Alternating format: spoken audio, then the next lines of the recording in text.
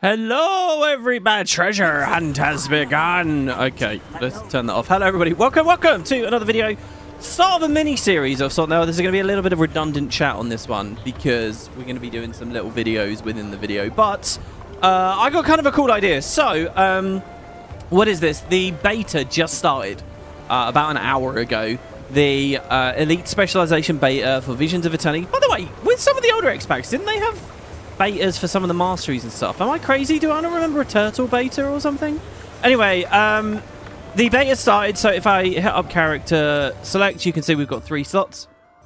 And I want to play the elite specs, I want to test them out. So about a week ago in the Spud Discord, I said to everyone, look, I kind of want to cover the beta. I don't know in what capacity I want to do the elite specs on, because back with EOD, so, like, Heart of Thorns and POF, I did a lot of my coverage. Like, I actually went out to the studio, or I went out to a press event, and, you know, it was kind of done in a professional, specific way. EOD didn't have anything like that, so I was really disappointed with how I covered the elite specs for EOD. Basically, I remember logging onto them and like, running around Ember Bay, any map that I felt I could. The goal was basically to make a build that I'd actually want to play, right? So when it comes to like the competitive formats, you don't really make your own build. The community collectively comes up and realizes what's strongest, what's meta, what's competitive, and then you'll make slight tweaks from there, but it's not really in your hands. Same with, like, you know, raid meta and stuff like that. Usually these things kind of get dictated to you. They're very binary. They're very, like, use this or you're just throwing kind of thing. The one place where buildcraft kind of still does exist is when you're playing on your own terms, when you're in the open world, when you're, you know, doing story instances. Basically boring content that's far too easy and doesn't pressure you as an RPG, which is one of the big failings of Guild Wars 2 these days.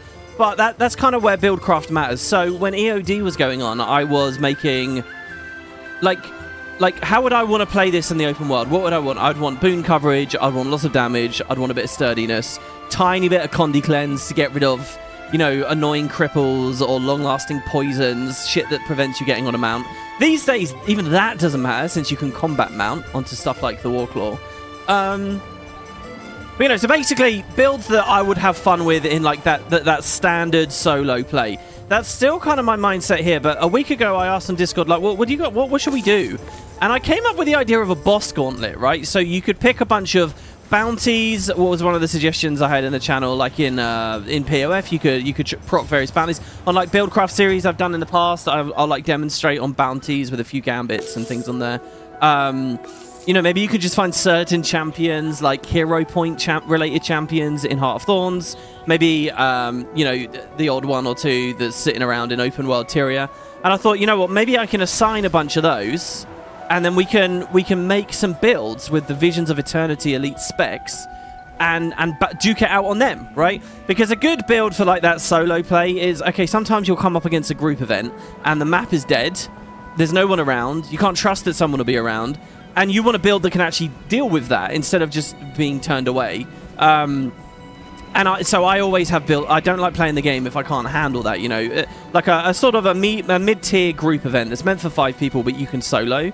Like, that's a lot of quality of life. Basically, usually what I'll do is I'll throw up a commander tag and I'll go to town on it. So, like, a couple of days ago, I got my final rift hunting thing from Secrets of the Obscure. It was in New Kaineng.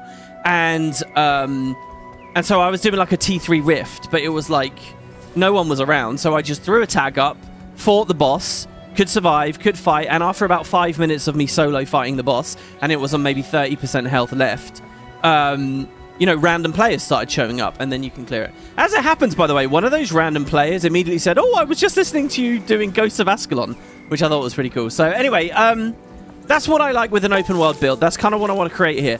And so we were thinking about this gauntlet idea, and something struck me maybe 4 or 5 days ago, because I really wasn't happy with the EOD set.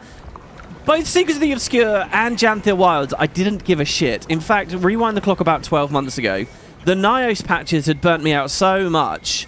I was so disinterested in really doing press or covering Gauntlet Wilds based on the quality we saw last year.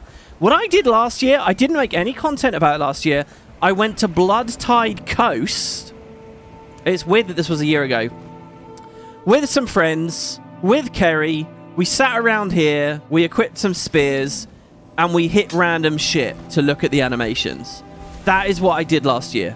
I didn't make any content about it, and I felt really ugly and odd and weird. Now, there was a bit of a rant, maybe 9 months ago. I can't remember what video it is or something that I produced in the last 9 months. I was going on a bit of a rant about how awkward I felt with Guild Wars, because I really do think Core has so much to give, and there's so much nostalgia and so much interest and so much fun in these maps, and yet they're not touched. That was driven by the fact that I came here last year with the spears and just like hit mobs. That's how I did that. I don't even remember what I did for Secrets of the Obscure. Did I make any content? Or was there even a beta? I mean, it was just some weapons, right? And at least with spears, you knew it was 5 weapons always. With Secrets of the Obscure, sometimes it was like a measly offhand. So I don't know. Look, the truth here is, weapon and skill expansion in a game as it's currently designed, as it's currently made, it doesn't captivate me that much. Because I see no space. I see a lot of fun toys, a lot of interesting ideas, but nowhere to spend those toys because the actual base game itself is just not appealing. But elite specs are that little bit more interesting. I knew I wanted to cover this stuff. I liked the idea of the boss gauntlet. Now, about a week ago, something clocked for me, and that is what my current routine in game is. Every day when I play this game, I do my dailies for the festival. So, like, it's the treasure hunt right now. Actually, I don't need to do this. I should just do the kites. The kites, I think, are in Queens. I haven't done it today as it happens. And so, one of the things that you've got to get in this festival at the moment, if you want to get all the skins, if you want to get all the achievements and everything, is there are 2 boxes for sale at the weekly vendor. Each costs 5... You can only buy 1 a week. But each costs 5,000 tickets. So, that's 10,000 tickets a week, which is an obscene amount of tickets. Like, I don't know how it, or if anyone is actually sort of playing the game on the level that I'm talking about here and actually trying to get all that shit. 10k tickets is so difficult to keep up with. Really, like, it's properly like the grindiest festival. Like, at least with Dragon Bash, which has a similar issue right now, at least with Dragon Bash, you can buy the Zytaffy with gold, right? There's sort of a backdoor. With this, there's not. Now, I've heard that people who go crazy doing the gambling for the infusions and stuff, I hear that they get quite a lot of tickets. So maybe that's why Arenanet's metrics are off. Like, I'm watching the Dragon Void Aether. If that drops to 5k... it might actually be worth the purchase. Like, it has been dropping over the festival. So people like generating stuff like this might be getting a lot of tickets, and it's throwing the stats up, so they think that 10k a week is okay. Anyway, it's mental. So in one of the recent streams I did, I sort of said, guys, I can't get these 10k tickets. Now, one of you in chat, one of you said, hey, WP, the best way to get these tickets is to do every adventure, every day. So I started doing that. Started getting all of those, and it's still nowhere near enough. But then I remembered last year, when it was only 5k a week they were asking for. Last year, I was doing something else. I was doing the boss gauntlet in the upper floor of the Crown Pavilion. Not the boss blitz, the meta event Zerg, where you just map pop, map pop, map pop. But the actual gauntlet up there. See, here's the thing. Every day when you kill one of those enemies up there, you get a daily bonus handful of extra tickets. You get maybe 20 to 30 tickets or something for every boss. But there's like, what, 30 bosses or something? So if you just get a good build... Oh, you can see how it's all coming together now.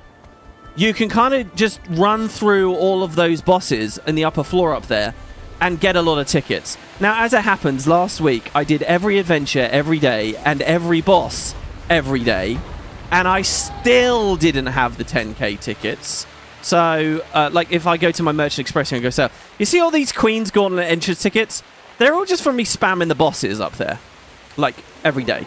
Like, I've got fuck tons of them, and it's still not enough. So, I still have a problem with tickets. If anyone can help me solve that ticket issue, let me know, because I'm missing out now. You know, you can only buy 2 of those boxes a week.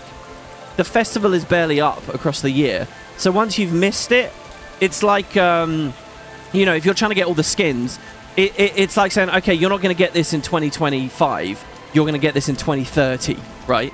Because you're going to lose that many weeks, and then you can't grind it for the rest of the year. And then all of a sudden, the whole year's passed, and then the same thing happens the next year, and so on and so on. So finding a solution would be nice. Anyway, so I'm sitting there. I'm doing the Gauntlet over and over. And on the back of my mind, I'm thinking, what do I want to do for these Elite Spec streams? And it clicked. The fucking Gauntlet. The beta is happening during the Festival of the Four Winds, which is excellent. Now, I don't remember this for the EOD beta. I don't remember this for the Secret of the Obscure beta. I mean, hell, I don't even remember the Secret of the Obscure beta. I don't remember this for the Janthea Wilds beta. Have we just lucked out this year? I mean, because the expansion is delayed a bit this year, right? I mean, that's not really fair to say delayed, but it's delayed a little bit, right? It's later than it was last time. Was Janthea Wilds out already by the time of the Festival of the Four Winds? Was it an August release? Late August? Because we're late August right now. So I don't know. Anyway, this has worked out perfectly because through, as far as I can make out, through no meaningful effort of their own, Arenanet has managed to release a beta during a time where one of the only meaningful aspects of buildcraft for PvE, generic PvE, matters, which is amazing. So, here's what I'm going to do. Now, I think this is a really fun idea, okay? I'm going to play these new visions of the... Oh, by the way, like I say, there's a lot of redundancy in what I'm saying here, because I'm going to say all this shit again. Well, not all of it. I'm going to say some of this shit again in a minute. What we're going to do, right, is we're going to pick a new Elite Spec in just a second. We're going to enter the beta. And then we're going to try to make a good, sturdy, yet high damage, you know, QOL build. The kind of build I want to play. What, you know, if you've seen my open world build series, along those lines, right? It just so happens a build like that will be able to slaughter this Gauntlet. Well, we'll see. Most bosses. So I'm going to try to make the build. And then we're going to go for the Gauntlet. And I'm going to make a video, right? Each of the 9 classes, we're going to see how far we get. We're going to treat it as a permadeath thing. If we die at any point, that's it. It's over. And that's just where the Elite Spec got on the list, right? So if we... you know, if we die in round 1, then that's it. The Antiquary gets round 1, right? But maybe on the Luminary, I get to, you know, T3, or maybe, you know... So they're all pretty easy. There are a couple of traps. Up until, I guess, Leadri, I suppose. And then Churai. Churai is actually pretty scary. Churai is the final boss. So what I'm going to do here in the stream is I'm on Catalyst. I'm doing my daily. I'm going to show you guys what it looks like doing it just on Kata for me. So, and this build I'm running, okay, you can see this template. This is what I call QOL Kata. The name of the gear template says Demo, but this has actually been Berserker forever. So this is fairly glassy. It's a Berserker Ellie. All right, let me rename that. I still don't really have a good naming scheme. I guess I'll call it Berserker Fireworks. Technically, naming the equipment tab after the item nomenclature is a waste, because when you mouse over, you see the values anyway. I can see that's Berserker. Oh shit, I just renamed the wrong thing. Whoops. Which should have made sense, because it wasn't already filled on that. Alright, Berserker Fireworks. So I don't know, naming it Fireworks maybe, or naming it after a prominent sigil. I don't know. Anyway, so this build, right, this is just what I run. This is one of the 2 builds that I've been playing a lot of throughout Janthea Wilds. Very, very comfortable. I've not really fiddled with this in any way, okay?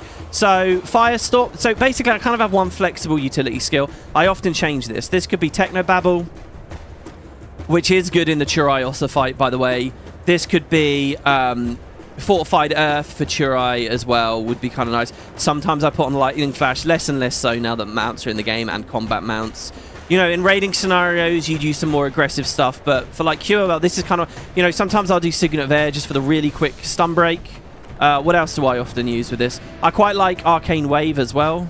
It's kind of Technobabble, but plus a gap close on there, a bit of pressure.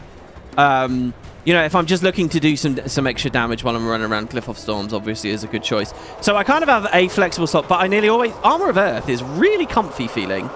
Arcane Shield is really comfy feeling. I haven't really played with Arcane Echo much since the rework, like last patch.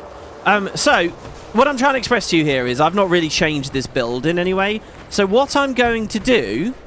Oh, and quite often I'll use the Glyph of Elementals. I think I have actually turned that off, because it's not too good in the arena, because they keep spawning and dying and spawning and dying. I'm just going to show you what like a normal build looks like for me to run around and play, okay? Let's put Arcane Wave. No, let's stay with the glyph, okay? So this is basically what I do every day, all right? And what this, guys, is, this is our touchstone. This is our litmus test. This is, okay, here's what like a standard play experience can do. And I'm going to be, so throughout this beta, I'm going to be trying to make some elite spec builds that feel like this, okay? Because if the new wave can't feel like this, I'm basically not going to want to play them.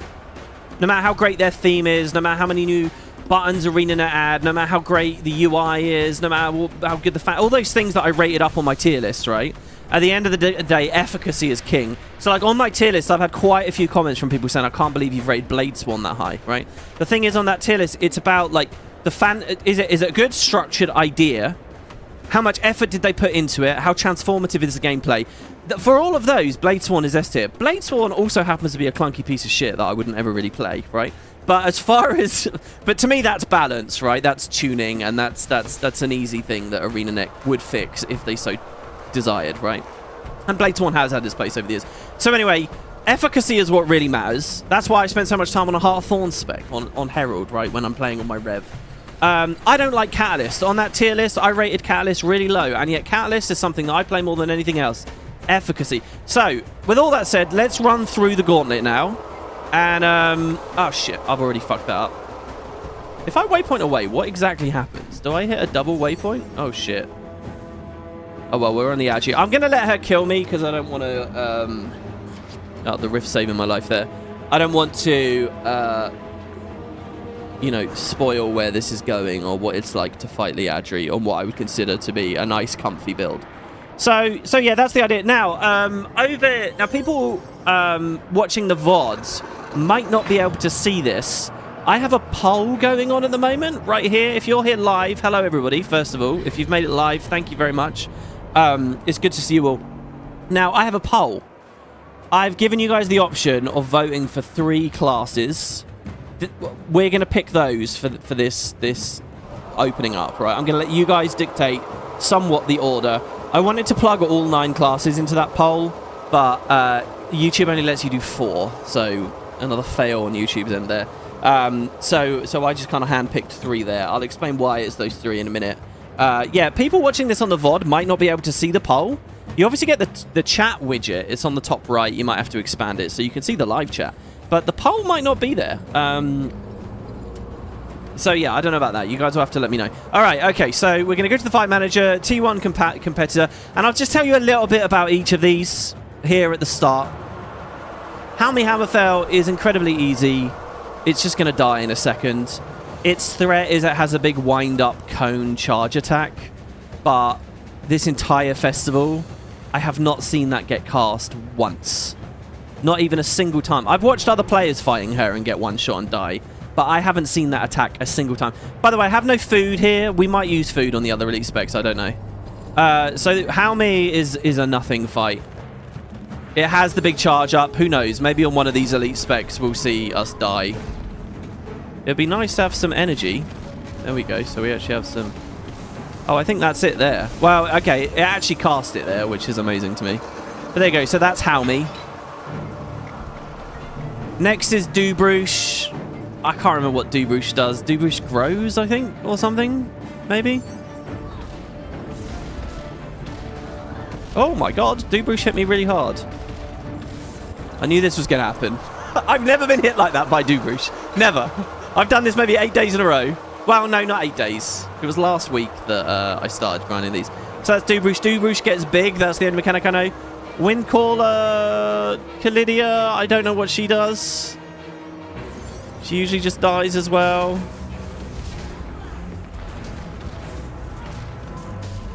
Yeah, I have no idea what that guy does. So if we end up making a build that dies to her, I don't know what to tell you. Suriel is invulnerable. And then has a one-shot. She's invulnerable for now, right? And she tries to one-shot you. So what you do is you step into the black, which makes you invulnerable because you're shrouded by the dark or whatever, and then you just kill her. So you can see that you can see the power creep very clearly in this, right? This stuff used to be really interesting. All right, so then now we're on T2. So Tyre, Rage More. I don't know what he does. He just dies. He just runs around. I mean, honestly, he's like one of the squishiest ones. I have no idea what he does. Masticus is one of the dogs. There's another dog later. I don't know. He's a bit tankier. You can see the value of Arcane Shield here, by the way. A bunch of free blocks while you just do your thing. Like, oh yeah, this is the one. Okay, so he's got these like food things. You're supposed to... while you fight him, he tries to run at the food. If he eats these orbs, if he collects the orbs, he gets bigger and more dangerous. You're supposed to eat them first so that you get bigger and more dangerous so you can kill him. But with the power creep, he just dies anyway, as you just saw. I didn't do the mechanic. Okay, Salazan. Salazan sometimes kills me. Salazan is an ultra squishy Ellie with like slow-moving fire one-shot attacks that if you just run in and bomb in melee, you've got like a 50-50 chance of dying. Okay, so I will show you what that looks like. Like, we might die here. Because I think it's unblockable as well. Okay, you see that massive hit I just took? So you can say I went down, right? So I rallied and got the kill anyway, because he's really squishy. But he will do some damage. The other way, I'll show you Salazan again here. The other way you can fight Salazan is just... like. And by the way, I could have used the barrier from Armor of Earth to stay alive there. The other way is to just stay a little bit at range, see? Now, he's got that fire ring. I've never tried to cross it. So you just sort of stay back a bit, and he'll never hurt you. Right? And dies in seconds anyway. So that's Salazan. That's something for us to think about. Then there's the crew of the pirate ship Ravenous. These guys just die straight away. They do no damage. They have no mechanics. The game here is how quickly can you do it by pulling the melee guys to the range. Look, see how quickly that fucking guy just died. Anyone ranged you want to, like, walk to and let the melee guys come to you? Looks like they're all ranged. I don't know. I mean, how this is the final boss of T2, I don't know. Once upon a time, everyone.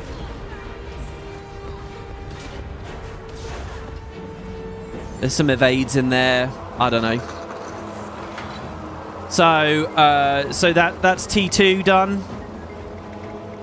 So then T3 is Subject 7. This guy keeps splitting into loads of oozes, and there was an achievement to kill him without breaking the oozes that was hard, I think.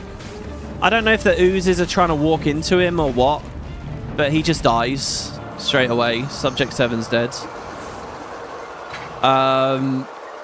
So, I don't know. A lot of these guys, as soon as we make a build that's not that good, suddenly we're going to struggle because these mechanics would exist. Deadeye done well. The only thing you've really got to watch out for is she's got like these mines at the start, and don't walk into them because you'll get CC'd. Now, eventually she's going to teleport to the side and try to snipe you, but she dies before she can do that. Okay? So she's dead before we see her mechanic. I've never actually seen it happen. If it does happen, I don't know. Can we dodge it? Can we block it? I don't know. There might be a bit of panic on that layer. Okay, here's the other dog ones, Struger and Chomper. And I honestly... isn't this the first one you kill, the other one gets more powerful or something? Holy fuck. Never been hit like that on the opener.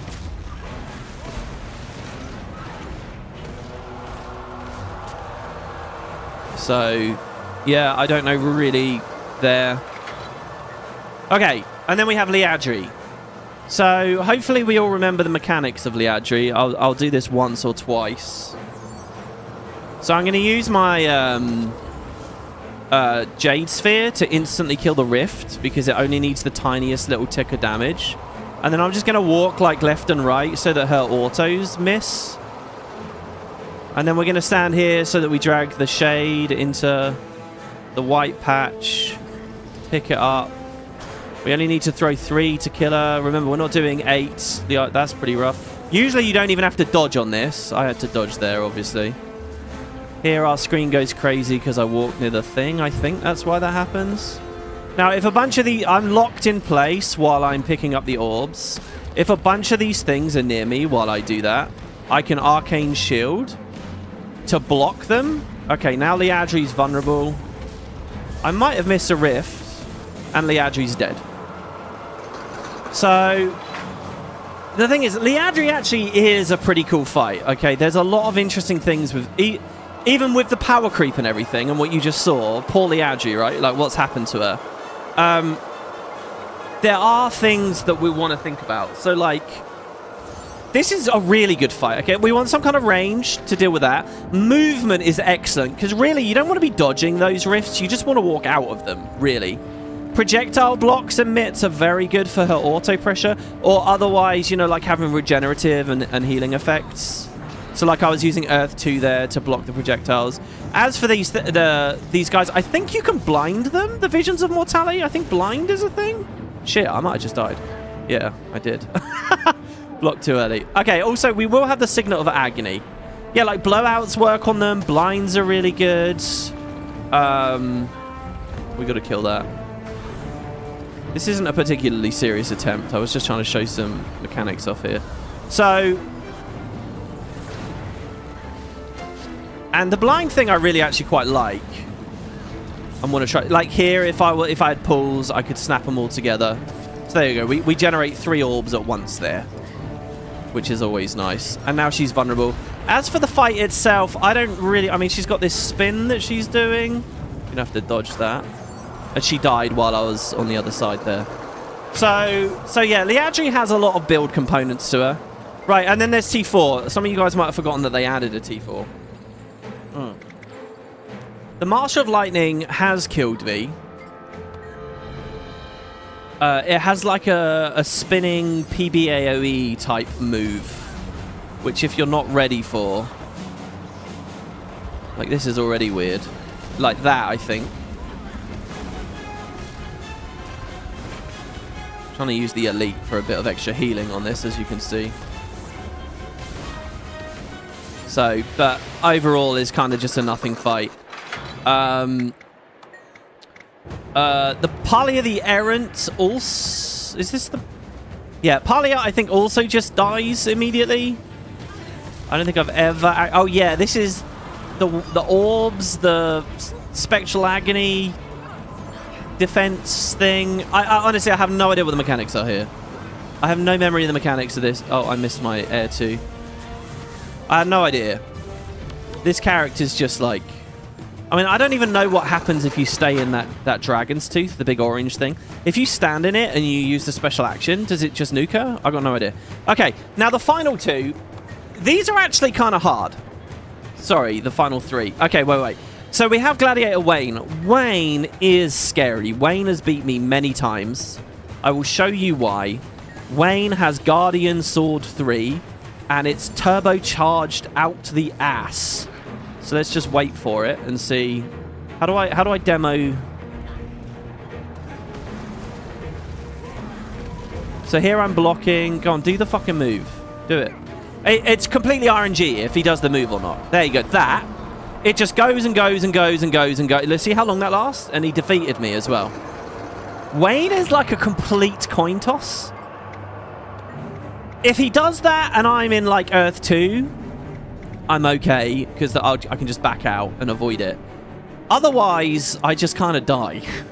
And it's really hard to predict the AI. If he doesn't do it, then he dies in a second. So I'll give you guys just what I usually do every day. Now oh fuck, I walked into his line of warding. Now, I don't know if you can... Oh, you can counter CC it, so that's very good. I just actually interrupted it. So we're like fine, I think. Yeah. So I guess holding an that's where Technobabble is very good as well, right? You, like, just as soon as you see that ability, you could just hit Technobabble. And by the way, this is on the table. I know we're testing the elite specs, but at the end of the day, I just want to make a build that will be fun and comfy and high QOL. So if we're on an Asura and we slap Technobabble on there, I don't care. I mean, as for the race, I don't know. That is literally the only racial skill I give a shit about in the entire game at this point. Which means it's due a nerf for Arenanet, obviously. Okay, so then there's Suriel, the Radiant Light. She is unbelievably easy as well. Sorry, this isn't me humble bragging. This is me just giving, like... so she starts invulnerable, and then she's going to spawn 4 weapons. You just want to watch. So here I'm going to use super speed to get to this one. So you kill that one. We'll use some range maybe on that one. Then she spawns another one. Eventually, they all use the Dragon Hunter tether on you if you don't kill them in time. And I assume that makes you really vulnerable or something? I don't know. But you just kill the thing. That's it. That's the whole fight. And now she's a little bit tanky, as you can see. But ultimately, she's a nothing fight. Okay, finally we have Churai. Churai is a big boy. Okay, last one. Churai Ossa. Churai starts the fight effectively immortal. Not technically immortal, but he's effectively immortal, okay? He does crazy damage. He has about 1 million gap closes. And basically what the game is, guys, you've got to survive for 60 seconds. That's all that they're asking you to survive. About 60 seconds. So what Churai does at the start is he immediately gives himself some crazy boons, which we might like to corrupt or steal on some of these classes. Or just remove in some way. He gives himself crazy boons. And then when those boons run out after about a minute, okay, if you've survived, what he does is he teleports into the middle of the room and he throws like a dagger at you. Now, if the dagger hits you, he refreshes all the boons and his rampage continues with him still effectively immortal. So what you got to do is survive and then dodge the dagger. Now, you can block it. You can't blind him. But you can block it, you can evade, you can whatever, right? If you dodge the dagger, he doesn't get all of his boons, so he gets annoyed and he tries to get the boons another way, and he casts a spell. That spell has a break bar. If you don't break the break bar, he gets the boons and continues the rampage. If you do break the break bar, so dodge the dagger, break the break bar, now he has nothing, he's vulnerable, you kill him in the next few seconds. So basically the entire thing is survive, and he hits really hard, and he has a lot of gap closes, so even if you're running away, it's a bit tricky. Survive, have a dodge at the end of that surviving, and have some way to break his break bar. And I've lost to him many, many times this year on this build, many times, because if I'm not in air on this current setup, we'll ignore Technobabble for a second, or the arcane skills, I don't have any CCs. I have to have air. So I've had it where like his break bar starts, but I've just left air. And then I'm asked to survive, and I end up dying. I've had it many times where I haven't dodged the dagger, and I've had it many times where I've just been splattered by him. So let's put all that together. I'll show you. I'll just do a run. And I'm not really settled on this guy, whether I want to run away at the start or kind of hit him and maintain weakness and stuff like that. Not that the weakness really works. First of all, you can't even really hit him because he bows at you. Then he takes a second to go in. I'm going to open with an Earth 4. And an air thing. I'm going to get Arcane Shield up. I probably spent... So that was his Greatsword 3. I probably spent too many resources here because I'm fucking talking about what I'm doing instead of thinking about what I'm doing. So I'm just going to try and... That Shield Bash is always brutal. There we had Aegis from our Jade Sphere. Okay, he's going to throw the thing. And see, I don't have any... I didn't have any endurance and I didn't have a block. So he refreshed. So there you go. So I spent too many resources there. And he really is a bitch.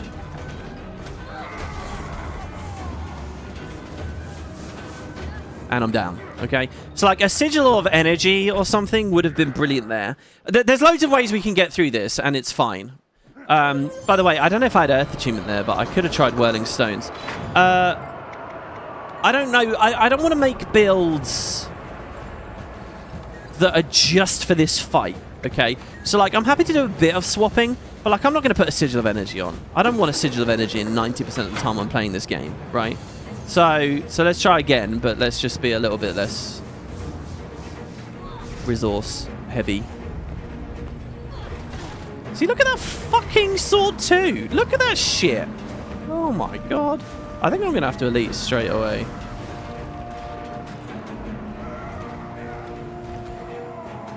So that's good. Yeah, he has Eviscerate, he has Stomp, he's got the works, guys. He really has the works. I'm going to die again here. So that wasn't the right call. So it's weird because sometimes Churai kills me, and then sometimes... So this is going to be hard, all right? I'm actually... I feel okay with most of the builds we're going to make. Except Churai. Churai is going to be horrible at the end of things, all right? So, like, here we have Glyph of Storms, right? What I could instead do is Fortified Earth, which is more blocks. We could use Lightning Flash to keep away from him. We could put Mist Form on, even, like, which, I don't know. I kind of don't want to do. Should I put Technobabble on for when we see the break bar? Because I'm scared now. We're going to see the break bar, and I'm not going to be in air. You bet Amalgam can do some fun stuff. Yeah, sorry to the live chat. I'll chat with you guys in the live chat in just a second. So yeah, this is the last fight. Churai is going to be pretty scary. And so yeah, basically I'm thinking we'll make videos on these new elite specs. And so that's someone very slowly wearing down Helmy, by the way. And yeah, that's another thing, by the way. Unless it's quite bursty, front-loaded Condi, I don't know how much I want to play Condi here. Because most of these fights are going to be much longer than I'd rather they be. So I'm going to use Earth immediately there. So we're not starting the fight on 0 HP. Okay, the double dodge was not good. Thankfully, he does have the same warrior jank, you know, that we have. Which is his shit misses, like, all the time.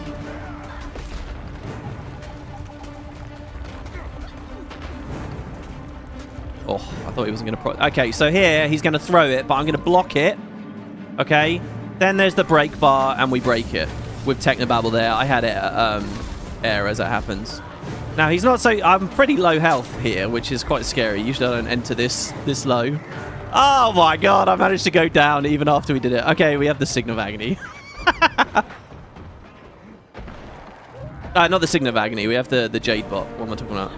Is he refreshing already? Usually he's dead. Basically, he's like a lot of the others. Once you do the mechanic, he dies very quickly. We just broke 2 break bars in a row there. So there you go. So that's Churai. All right? So that's where we are. That's the Gauntlet. Should we try and make some builds? That's the baseline. So just to recap here. No one in T1 is a challenge at all.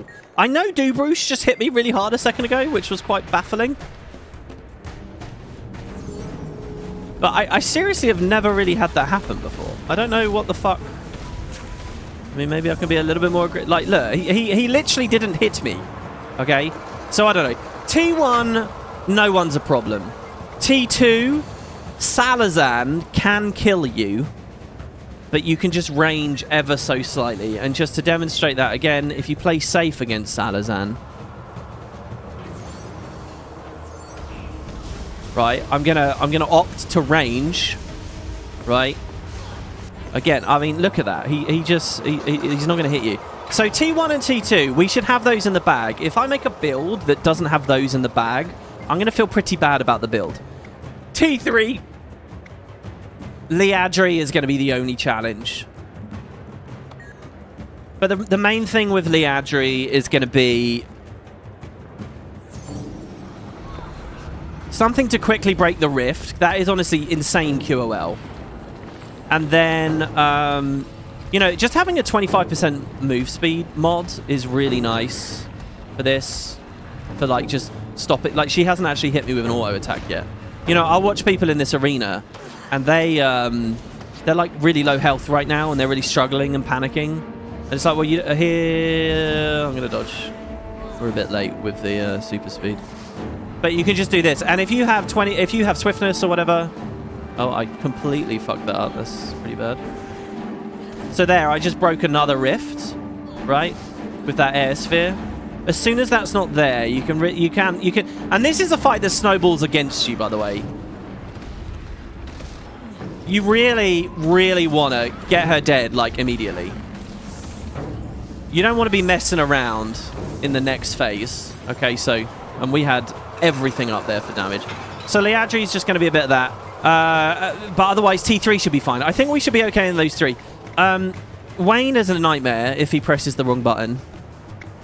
And Churai is scary. Let's do a Glyph of Storms Churai just once more to recap. What I usually do here as well is I stack Bloodlust while I'm fighting them. I probably won't be doing that. Let's try a more sort of aggressive... Because sometimes... he interrupted my fucking Earth 5. That's really annoying. See, having that dead Glyph of Storms is, like, not fun.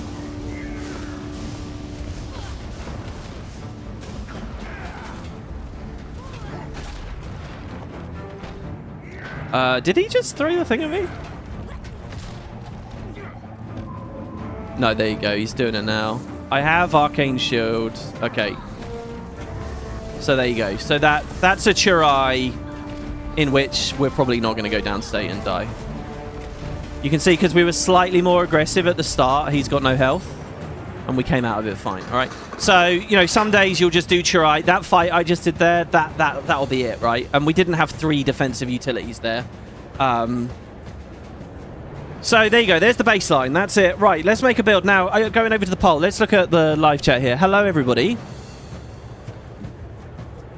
Let's hit up character selection. Here's our 3 beta slots. The question is, who do we want to play? And what class do we want to play? Do we want to be an Asura on all of it, just so that we have that Technobabble option? No, I'll tell you what. Someone in chat has an idea of a race they want to play. Throw it at me. Preferably not Non or Char. I really don't like the big character models at this point.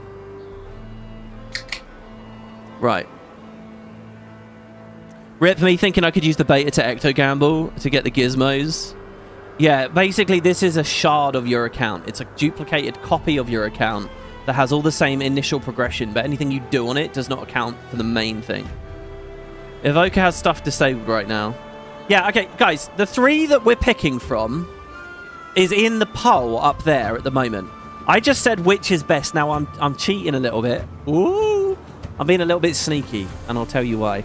So currently, in the lead is Conduit with 42% of the votes. Under that is Antiquary with 34, and under that is Luminary. In fact, here I'll just put it on screen for people like this.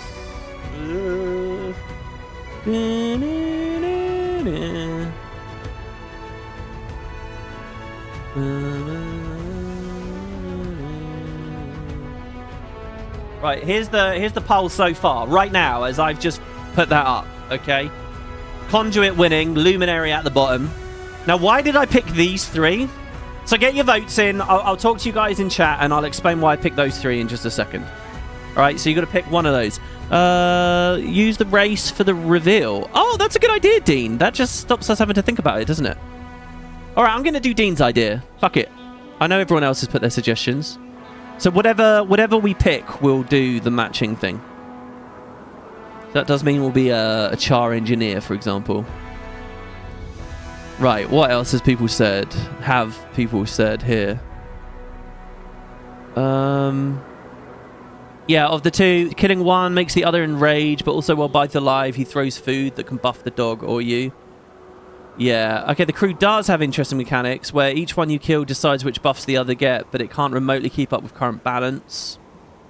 See, I really think this is a good feature, and it's a shame there's not like a permanent version of that in the game. Do you know what I like to imagine? A feature coming in to get... This is... Okay, I'm about to give you guys a fan fiction mechanic idea that on the lines of which I never talk about anymore, right? There's about 100,000 exciting and fun fan sort of wide-eyed kiddie things you could talk about with Guild Wars 2 that you realize the game does not have the funding for, so they'll never happen. You know, maybe in the first 5 years I would make a lot of comments and videos and stories and stuff like this, but there's no point in talking about any of this. But I'll do it here. I like the idea, right, of a feature coming into the game where it's a traveling circus. Well, that's like the theme, right? So 1 week it's in Holbrack, the next week it's Divinity's Reach, the next week it's the Black Citadel, and each time they set up like an arena type place in each of the cities. So like when it's at the Black Citadel, it's in the Bane, right, the giant arena down there, and it's the Crown Pavilion. It's the Gauntlet that I was just doing, but a year-round version of it with different bosses, and depending on what city they're in, the bosses change, and it has the exact same thing. You know, it has that social spectator element to it with the mini arenas where people can watch, you know, throw some achievements on it. I think it'd be really cool as like just a fundamental thing that people could do. It's a real shame that this is only in this festival, and we're very lucky that this beta is lining up with it, honestly. Well, I say very lucky. The power creepers kind of killed 75% of it, but you know, more. Oh, did I show the traits for the Catalyst build? Oh, it's mostly... I guess I can. It's really aggressive, this Catalyst build. It's Fire, Air, Catalyst. It is not stability on auras. It's the QOL on the boons, plus Spectacular Sphere for the quickness. Even here, right, I'm taking Elemental Empowerment. I'm not taking damage reduction. I'm not taking Energy on swap, plus Excess Fury. I'm taking Bolt to the Heart, not Lightning Rod, which would be weakness for break bars and shit, which is actually not too bad in solo play. You know, Storm Soul's obviously very, you know, that's just, do they have a break bar or not, those two? It's Ferocious Winds, not one with air. It's Persisting Flames, not Pyromancers, you know, for my own might ramp. It's Power Overwhelming, not Smothering Auras, though I will admit I put Smothering Auras on in bounties and stuff when there's actual Condi pressure. It's Burning Precision, not Burning Fire. This is just, like, aggressive. It's really aggressive. It's Berserker. It's not a QOL relic. It's just really aggressive, and then utility skills for QOL. And Hammer. Hammer is quite a high QOL weapon. That's it, man. I mean, that's what this was. So, you know, we shouldn't... I guess what's the lesson there? We shouldn't be scared to make an elite spec build that also is kind of ham with the pressure. Obviously, that's a bit scary, though, because I'm going to try...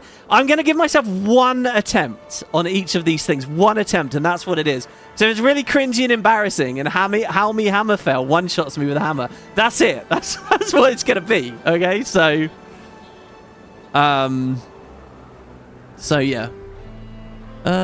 Anyone having trouble deleting beta characters to try another? Oh dear, I haven't had that previous years either. Or have I don't know. That's the kind of thing you forget about pretty quick, right?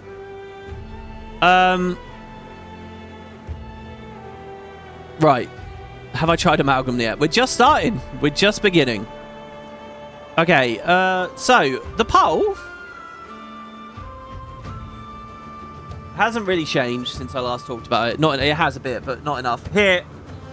So you guys voted Conduit at the top, then Antiquary, then Luminary. I'm doing this in reverse order. That's the cheat. That's the trick. Sorry, everyone.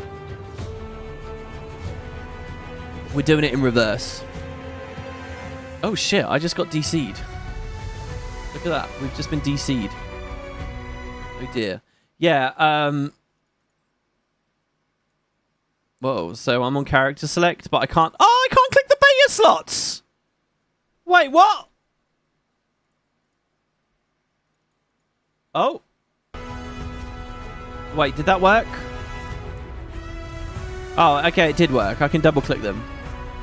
Okay, yeah, I'm doing it in reverse. We're going lowest to highest. So I picked what I think are the 3 dog shit elite specs. Sorry, that's not very diplomatic, is it? Luminary, Antiquary, Conduit. Alright. They're all at the bottom for me. I don't remember what I'd put in the tier list at this point, but I'm pretty sure they were all at the bottom. DC's are common-ish for you too. We've been punked. There should be 9 beta slots. Yeah, I know. I mean, honestly, why aren't there 9 beta slots? It is a bit. Just click create beta button if you have to. Okay. So, you guys have voted on Luminary. You didn't know it, but you voted on Luminary. So, we're doing Luminary first. So, that's the Guardian. And the iconic Guardian... Is it an Asura? Is the iconic Guardian an Asura? I think it is, right? What spec am I personally most excited for? Gale Shot, probably. Specifically because of the extra projectiles. Might be fun. The thing with Gale Shot, right, is I want to... You know, I rated Gale Shot very well. And I think it's because it has a clear theme. It fulfills a fan... You know, a lot of people play Ranger for pets. That's satisfied. A lot of people play Ranger to be a marksman. And now they can dip into that at the elite spec level. And I think that's a powerful, important thing. You know, I think the animations are crisp and everything. One thing I will say against Gale Shot, and we might learn that as we're playing this too... I fully understand, right, as a Ranger player, to actually play Ranger, that moment when you swap to Longbow is never really that fun. Ooh, I'm going to press 2 and go pew pew pew. I'm going to cast Barrage. That's it. That's it. That's your fun, really, right there. But, you know, you get 2 heavier utility skills, point blank shot, Oh, a bit of break bar, I can knock something away. You know, you often, a stealth on the 3, you're often kind of just pressing those buttons because they're there, right? Like, longbow is not the most fascinating of weapons to actually handle. And I fully acknowledge that giving me a cyclone bow might feel similar, all right? I don't know whether it will. Maybe you can go melee, cyclone bow, and it kind of rounds it out. I've always enjoyed the novelty of a class that has 3 weapon slots, by the way, just in general. Like Bladesworn had to sacrifice a weapon for the gun saber, but Gale Shot won't be. So we will see. You know, there are moments with longbow in competitive where you're really abusing that 1500 range and where it is fun. But a lot of the time, it's not like the most riveting of experiences. And I do acknowledge, right, that Gale Shot might end up feeling that way with the cyclone bow. I guess we'll see. Anyway, that one I'm quite excited about, so it wasn't in the poll. Is it Guardian, guys? Is it Asura? Is it what was the... Nico says it's human/Norn.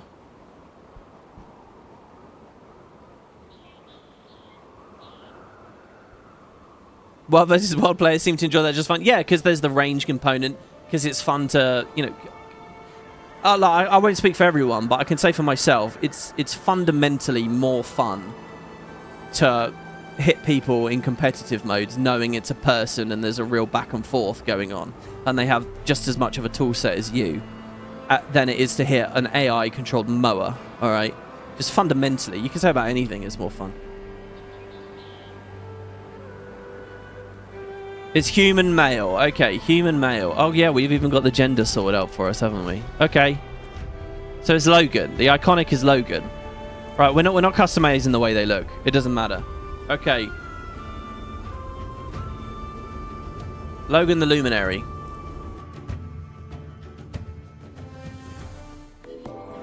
Oh, we don't get the amazing intro cutscene. Look at all these players here. Should I turn my culling up?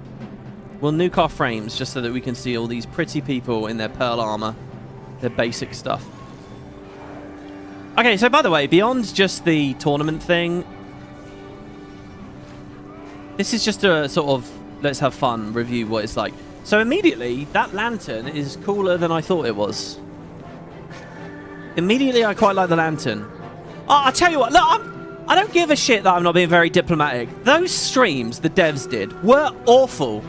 They were fucking awful. I know I'm still talking about it, but Jesus Christ. Why didn't we get a single camera angle remotely like this? Okay, the lantern's actually kind of okay. It doesn't feel just like... I mean, it's quite Zequatly, isn't it? It's quite like the World vs. World orbs or whatever. In fact, I suppose we could... Well, not just World vs. World. Oh, God. Alright, let's... You know, if you guys find this tedious when you're doing these betas, believe me, I'm in your corner on this. This shit is so annoying. And you gotta understand, for years, I would join, like, the stage servers and do, like, the preview servers before Living World patches came out and shit, and Indeed expansions. And it's so annoying every time to mess with this, let alone if you're at an actual different PC. You don't have your mouse, you don't have your keyboard, you don't have any of your binds. I mean, all I can say is thank God I'm a no-lifer and have fucking all the legendary slots done, because... Like, what? Arenanet can't just default us to having pure legendary on these characters? Okay, weapons is kind of a different question, isn't it? So we'll hold off on that. Let's do Orax. Oh, yeah. Got a choice of 4 back pieces now, guys. Look at that. Hardcore, am I right? See, and not only are we slotting all this on, we've got to turn off all the visual vomit. Okay. The lantern is quite a lot, like just one of these again, isn't it, really? Should we do it with Zequatl? Here we go, here's Zequatl as well. Oh, Zequatl's better. It actually has more of a delay and stuff. I mean, I guess it's a legendary people. Oh, and then Ipos. Guardian can do it all. There you go. That's the build. Maximum extras. Okay, wait. And then we do the otter infusion. Oh, I did, but that's not legendary, so I can't just dump that on there.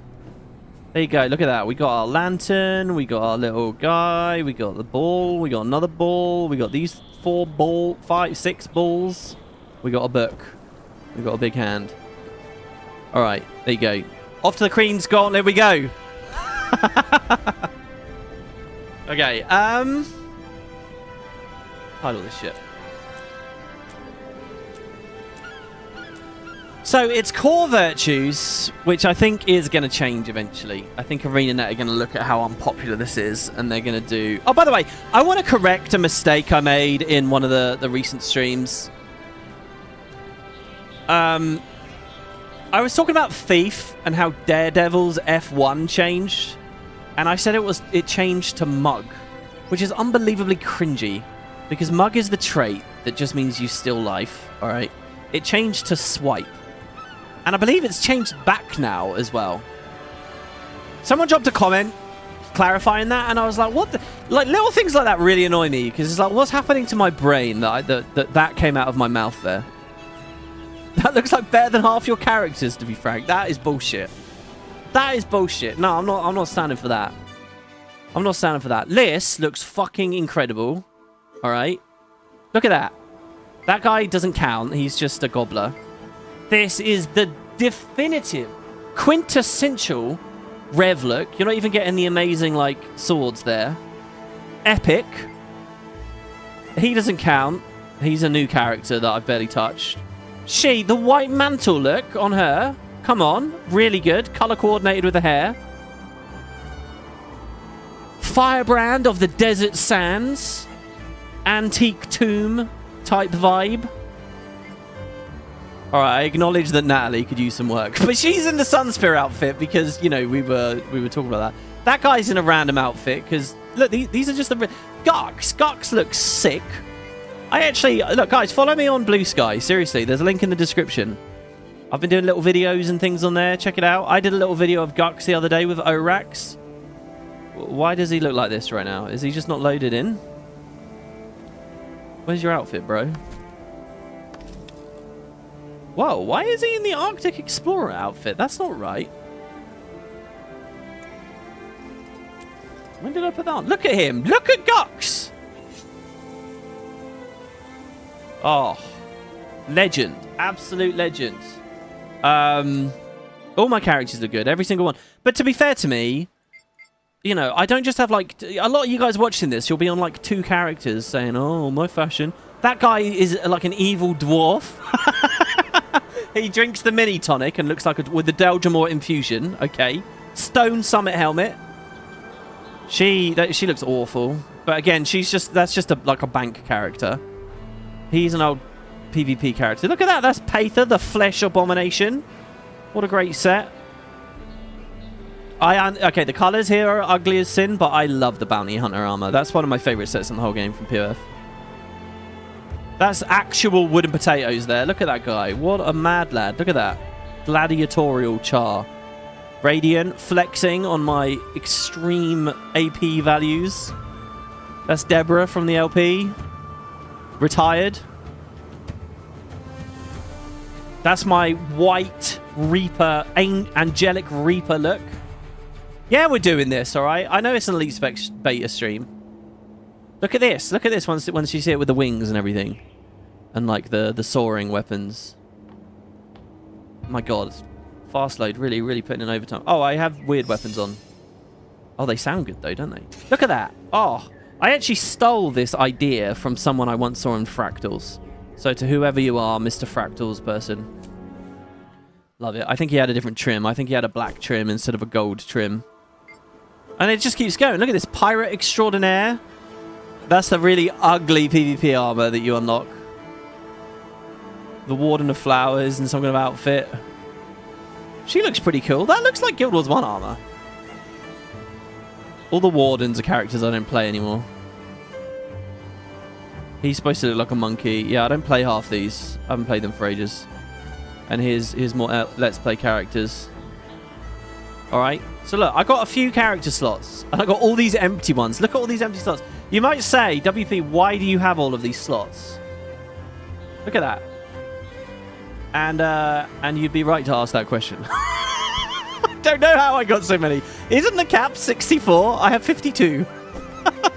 We need to do a new account tour at some point. I don't want to know how many gems that is. All right. Let's get in here. There you go. It is Guild Wars 1 armor. It's Saitang from Assassin. There you have it. Okay. Another hour free. Say someone to make him talk more. Okay, so Arenanet have assigned me a default loadout. What do we make of it? So they're giving me Zeal with Fiery Wrath, Zealous Blade, and Symbolic Avenger. So they've given me a symbol build. They've said, hey, symbols are good, because I've also got Writ of Persistence. Detector's Restoration. There's lots of symbol shit going on here. One of the miners here is a symbol too. Zealot's Resolution is a symbol. I do like symbols for open world. So Luminary. Harness Light and Flame to bolster yourself and allies or disrupt your enemies. Gain access to Radiant Shroud and stance skills. Right, okay, let's see what this is like. We're going to hit the Shroud. Enter Radiant Shroud. The recharge time of this skill is reduced for each unused Radiant weapon. So it's going to be 20 seconds. So I am running out of time just sitting in it. Why is that bar so small? What kind of UI work is that? Give me a fucking big old bar at the bottom. What is that? Okay, so we do get kicked out after a while. But then we can go back in really quickly because I didn't use any buttons. So can I just toggle in and out really quickly? So it's got a 20-second cooldown. So why is it 5 seconds when I...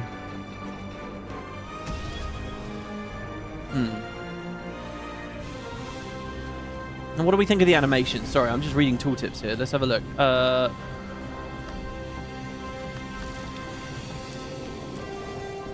well, I can't really turn Zaqual off. So most of that animation is just a light aura. And can I opt out of that? I can.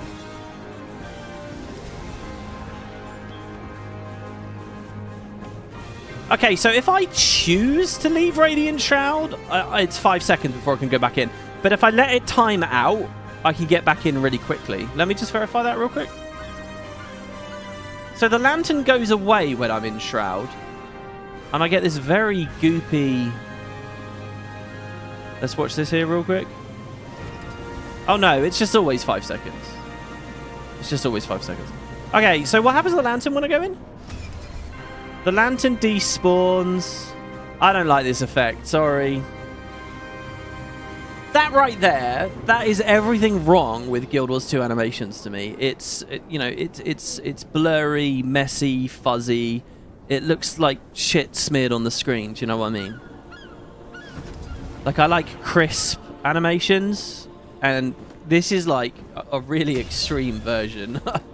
So we also get a little poop of fire. Right. Oh, God, I'm going to... Okay, let's go to Bloodtide Coast. Low effort animation. I don't know whether I would call it low effort, though.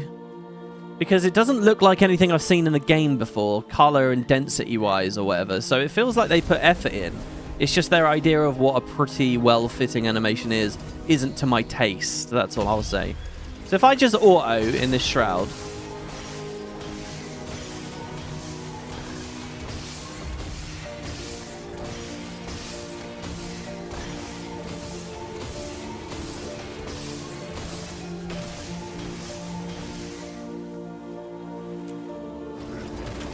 So it's called Glaring Burst. Bit of Alm, bit of Burn. This is exciting, I have to say. I do love these moments. So, create a burst of energy, the effect of which changes based on the radiant weapon you have equipped.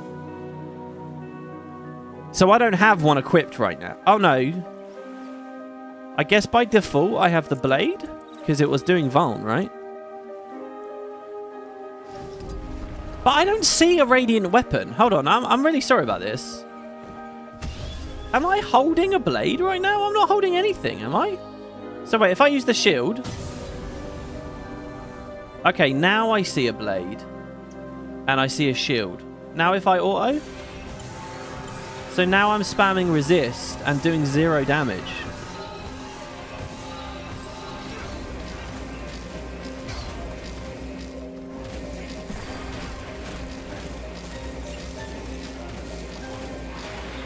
I'm taking this Scepter. I fucking hate Scepter.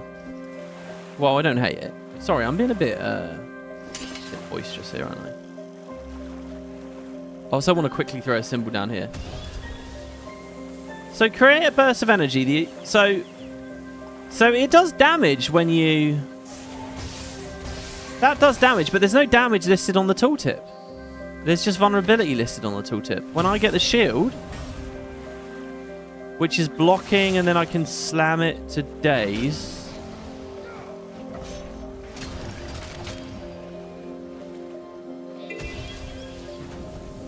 Okay, and the shield is still on cooldown here. Okay, I dipped in and out of water there and it didn't break it. That was good. Luminary's Blessing. Reduced incoming strike damage. How much? It doesn't say on the tooltip. Heal when this expires. How much? It doesn't say.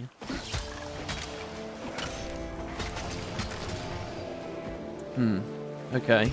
Alright, let's try this. So when you first go in, it doesn't know what weapon to animate.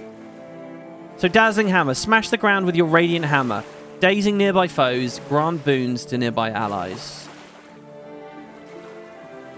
Oh, they all give me the Luminary's Blessing. Reducing incoming damage. This one has a daze. Good amount of might on there. It's a blast as well.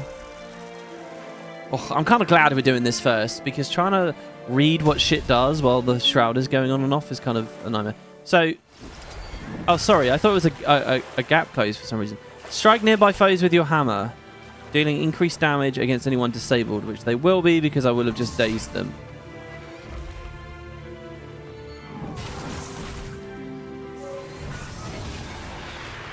So I was under the impression that for a lot of us, we were thinking you would go in, double tap one of them and leave. But the fact is the auto is changing. So look, the auto does 50% more damage after I have used the hammer. So you go hammer, hammer, and then auto, auto, auto until the shroud's gone. See, what's weird about this shroud, right, is I want lots of ways to modify it and, you know, increase it. That's the magic of Life Force on Necro, right? But it's like, it's a very static thing they've given me here. Okay, so we go 3.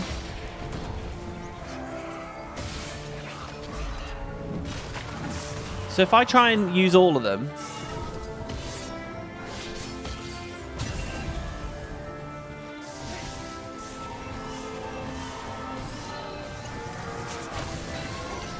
So now it's on 20-second cooldown. All this shit's hitting like a wet noodle. Let's put some actual stats on. I'm going to just put Berserker on for now. With Scholar. I don't get any infusions. That's fine. No legendary infusions announced for this X-Pack. I do think it will happen. And then we'll say, I don't know, let's just keep it nice and simple here. Force and Knight for now.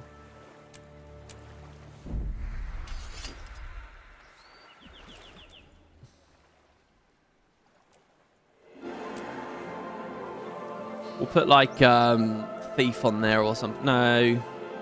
Let's put Eagle on. Eagle is going to be 10% damage if they're low health. Okay.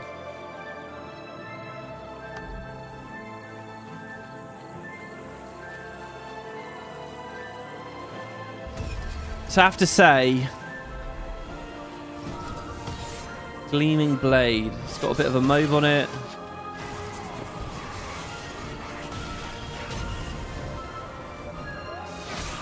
Sorry, is this reduced incoming damage for all my allies as well? Was that what the Radiant Shroud was supposed to be doing? Let's check our traits and see what we can do for the Shroud, okay? Oh.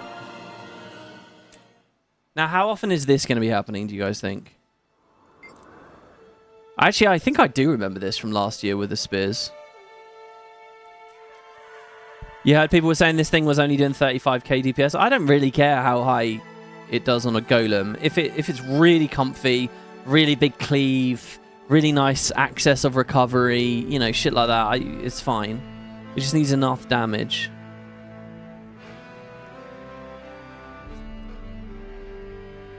Is this stream also on Twitch? Drops are on? Nah, I don't care about Twitch or drops or anything like that. Oh god, we're stuck. Oh. Okay, hopefully this... Okay, so here's the plan. Just to let you all know. I'm amazed we've been going over an hour already. I mean, what the hell? We've just started here, really. Uh-oh. Network error. That one's a crash, I think, when it goes white. Yeah, we've been kicked out. Just so you know, my plan is, right, so this is running all week. My plan is to do, or was, to do 2 specs a day. And that would give us plenty of time. Technically, we would get 14 done. There's only 9, right? So we have a bit of wiggle room. So today, if we keep crashing out, we'll talk about this as like an introduction to the project kind of thing, the mini-series. And then we'll go from there. Let's see. Yeah, lots of people saying they DC'd in chat there. Everyone and their mums are coming out of the forest to play the betas. Is that what you think the DCs are from? Wait, well, everyone and their mums? Sorry, out of the forest? Make sure you do Evoker last. It's broken right now. Well, we can't really get in, can we? Yeah, we get the legendary Aqua Breather, that's true. Oh, I'm going to end the poll here, guys. I'm going to end the poll.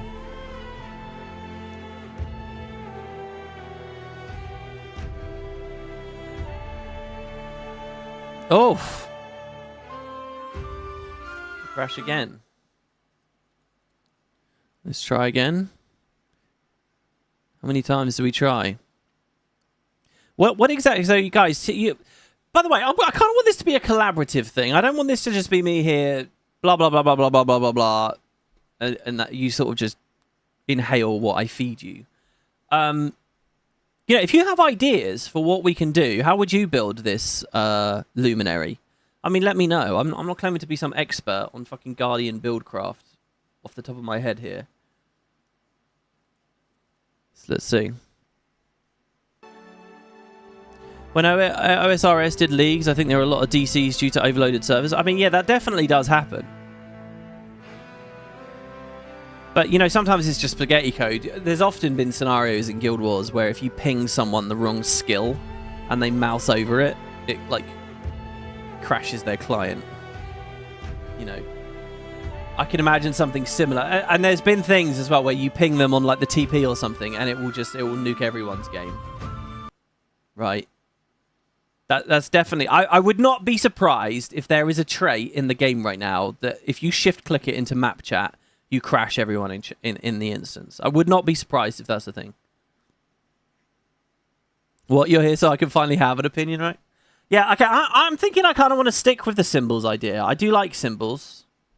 Hopefully we can get in there and actually see. And I'll just put on, you know, whatever aggressive Radiant Shroud stuff I can. But I've got to get used to what we actually do in the Shroud, right? What's my big hit in there? Oh, sorry. Wrong thing. You tried to build it like a bruiser with a hammer, but the numbers weren't good, and the flow of the Shroud skills weren't satisfying either. I had an idea for this project as well, where I give myself only 1 hour. You know, it's like ready, steady, cook or whatever. You got 1 hour, go! And then you have to hit the arena. What's the best build you can make in 1 hour? You know, I'm not going to sit here for like 5 hours on every spec, scrutinizing every tiny little thing. I'm sort of doing that a little bit here. What I think will happen is tonight, after I finish this episode, I'll obviously be in-game on my own time, as is so often the case, and get the ideas percolating, have a little look at things. You know, we won't do a blind thing on every single spec, but we will here. We'll do it here at least. The Great British Spec Off. Ready, Steady, Cook was always a better show than Bake Off. I'm just going to say it. It was Ainsley Harriott, right? For me, Luminary was made thinking about the healing aspect of the spec. In my opinion, is the most fun way to play with the new spec before so far, but you know, it's a personal thing. I'm really excited to try Healing Evoker. I really want to play a Toad Evoker in competitive. Because you can just spam those rings of warding everywhere. It's going to be amazing. And I kind of want to play a Healing Evoker. Tavish says, I enjoy core virtues. I enjoy core virtues as well. In fact, I just got finished playing Janthier Wilds. You just saw him, that Guardian I said is a new character in that ugly armor a second ago. I just played Core Guard with a spear through all of Janthier Wilds, and it was really fun. I just love honor, man. I love healing on meditations. Luminary has a 30-second alacrity on a 15 to 20-second cooldown. So alacrity DPS is going to be wild. Hold on, though. What's the radius on the application? Does it pulse? Like, because you understand the reason, like, when you look at Herald, why is Herald so good? The radius is mental, first of all, but also it refreshes quickly. So if you're doing, like, Temple of Febe, CM, LM, Embodiment of Sin or whatever, when there's a lot of corrupts, and believe me, the devs should be using a lot of corrupts if they want to pressure the players, you want something that refreshes it quick. Don't give a shit if you give me 20 seconds of alacrity, but it got ripped and now I have to sit there for half a minute waiting, right? Or I was just outside of the radius at the point of application. You know, it's more than just a number, right? You know, when you look at early success of Renegade in the alacrity roll, again, it was that pulsing thing, the ability to move the field around, while Chronos at the time was saying, well, look, I have to put this fucking well down and you can't do anything. Meanwhile, the Renegade just wanders around, you know. So let's have a look at this. So we're back in game, finally, thankfully. I like the traits, by the way, the icons and stuff. I think they did well there. I think the art looks good. Let's have a look at the training as well. Not a single moment in all 3 of those streams did the devs even show the training wheel. Right? Not for one moment. There you go. There's the moment. I'll give it to you. Right, so... gain vitality just from having the spec. Gain Luminar. Also, we've got to be at level... This is why I went to Ember Bay before. Because we really want to be in the level 80 locale. Of course, now we have the benefit of mini-X packs. Kind of weird how the lantern turns to the character like it's just a backpack. Is that a fair criticism? Oh, I kind of see what you mean. Like, what? So you want a bit more of a tweening effect on it, more of a dolly, more of a delay, or more of a rocking back and forth. I get it. I get what you mean. It's like when you wear really big wings or spikes on your back and they rock around in a sort of a weird way. By the way, the blue fire inside the lantern looks good. It works well. It's fit for purpose on that. But when the animation comes over us, I'm not too excited about it. So I get it, I think. Block, grant Aegis, counter with a stun. Leap and slash, immob. Grant boons, prot and resolution. There's a cleanse on there. It's kind of like just learning a tome again. That's sort of how it feels, right? Regenerate health while affected by protection or resolution. Heal twice if you have both boons. I love the idea of that trait. I think it's really cool. I think the defensive elements of this are really cool. And we should be getting resolution, right? From our symbols. Zealot's resolution gives us that. The lesser symbol of protection gives us the protection. So we are regenning. Gain light aura when you use a healing skill. So uninteresting. So uninteresting. But there's synergies, so hold your tongue there. Refresh the duration of your Luminary's blessing and trigger its healing when you... Okay, Luminary's blessing is this thing, isn't it? So for 6 seconds, I have reduced incoming strike damage. So with that trait, basically, that refreshes when I leave. Grant boons to nearby allies when you use a virtue. Oh, well, that's it. No ICD. Holy fuck. So Radiance. Just spam F1 on Radiance and just give people infinite alacrity. It requires things are dying. Doesn't apply to the raiding scene, therefore. Nonetheless, these cooldowns aren't too bad. What is that against? Remove condies from nearby allies when you grant yourself light aura. How? On what planet am I going to take that? Absolutely, I'm going to take the alacrity. Holy shit. Just by spamming F1. We'll have some uptime. We do want to get those down a bit, though. I might put virtues on. Gain increased strike damage when you equip a radiant weapon. 15%.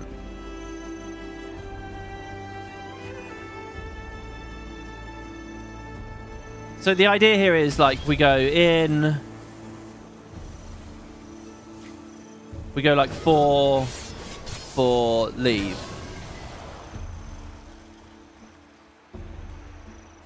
I get some movement speed from that as well. I think this is going to be a bit too hard to do on stream. I think I have to sit and play with this for a few hours. I don't think I can learn the entire spec on cue in a sort of frothy way. I think I'll have to play quite a lot after this. This might just be the intro episode. Reduce the recharge of your virtue skills when you equip a radiant weapon. So the top line is kind of like saying, all right, so I spend my virtues, I get a shit ton of alacrity, and now I use these. And it gives me my virtues back. I leave the shroud. And now the shroud is coming back quicker because even then, I'm getting alacrity for that. Solanum says, if you still need help with the festival tokens, you get 3 per supply box. So if you want to gamble anyway, a stack of Ectos will get you your 5k tokens. A stack of Ectos equals 5k tokens. Thank you for that advice. Yeah, I am under the impression that it's the supply boxes that are the real token sink. What I might do is earn the first 5k every week, and then spending an Ecto, a stack a week, a stack of Ectos a week. Oh, I don't know. I might get into that. What are we looking at for the other Grandmasters? Your light aura detonates, damaging nearby foes, healing nearby allies. Now, the damage packet on that's pretty good. What do you mean it detonates? Detonates when? Let's have a look. I go into Shroud.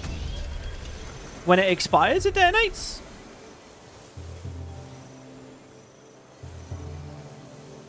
Oh, is it just on... Okay, so hold on. So this is basically saying when I enter Radiant Shroud, I give myself a light aura. Oh, sorry. Yeah, but that's from the miner, isn't it? No. What the fuck was that? Alright, well, anyway. Maybe it's just baked onto that. It didn't do it there. Is that because I'm not in combat? Oh, sorry. It's all baked into the same GM. So I'm in combat. I enter Shroud. It's not exploding. It's not exploding. It's not exploding. It disappeared. Sorry, what am I doing wrong? Gain light aura when entering Shroud. Oh, Luminary skills detonate it. Damaging enemies. Okay, so I have to use like a stance or whatever. I did not expect that ram to hit me that hard, I must be honest.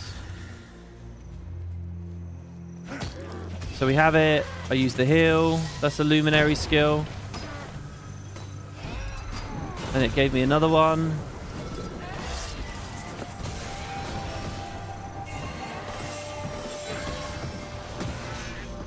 I kind of like this idea of Sovereign of Light.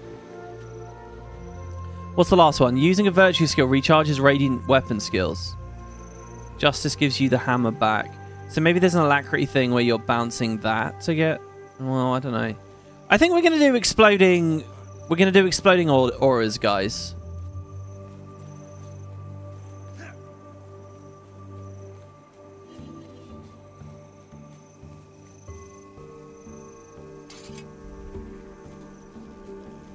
Huh. Right, as for utilities, enter a stance that heals you while you remove condies. Then heal allies and remove condies from them. I think let's go with What's the cooldown? 30 seconds? Let's go with Litany of Wrath. Nice low cooldown. Should we try it with the symbols? Right, I need someone meaningful to test this now. We're back at the situation we were at before. Let's go to we got to figure out another weapon as well. Should we try spear? Just because it's new? How fun is spear in the open world? It's alright. Excuse to get the old club yarn out.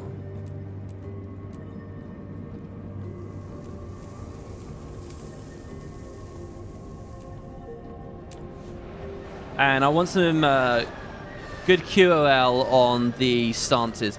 So this is a stun break. I don't like stun breaks on there. I like it over here. Minus 33% incoming damage and get a block. 25-second cooldown. What is this? Valorous stance. Enter a stance that causes you to heal allies when you grant them boons. Then grant boons. So this was the altruistic healing thing, right?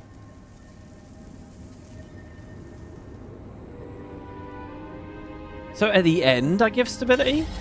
No, it gave stability straight away.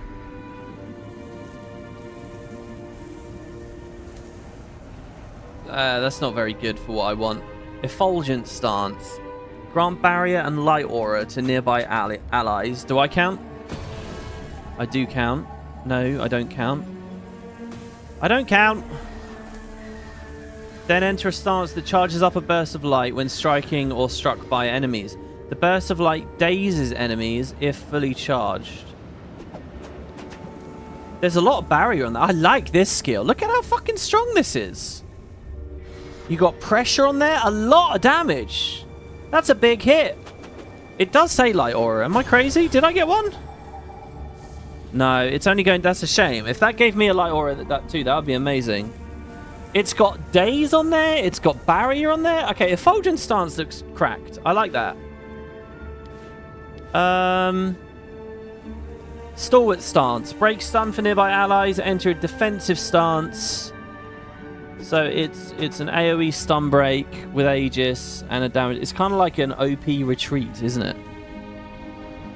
Oh, sorry, it's called Advance now. On the same cooldown too. Advance has ammunition, but at the end of the day, it's 24-second count recharge versus 25. The Aegis is a lot longer on Advance. And then what's this piercing stance? Stance. Enter a stance that causes you to do more damage to anyone CC'd or immobilized. And then strike nearby enemies to daze them. Oh, that's got a similar end then to... They're both dazing at the end. Now, is this a good enough stun break for me? Break stance. Break stun, enter a defensive stance with a bit of Aegis. I don't know whether I think it is. What are we looking at for the elite? Daring advance. Leap to an area. Tether nearby enemies. Empower allies.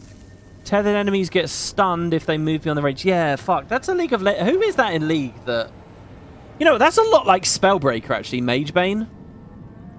I think it's called Magebane, isn't it? Anyway, if you proc the full counter, you got the tether, you can't run away, they yank you back. Here, it's not a pull back, it's just a stun. Another nice big meaty hit on there. My concern is resustain. I want a little bit more resustain. I want to get that resustain via light auras exploding.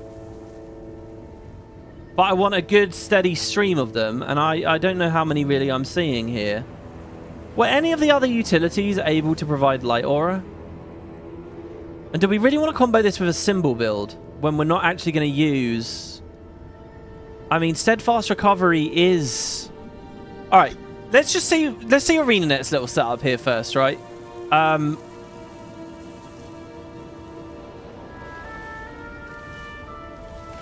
let's give ourselves some Fury as well. I'd rather Fury in a solo environment.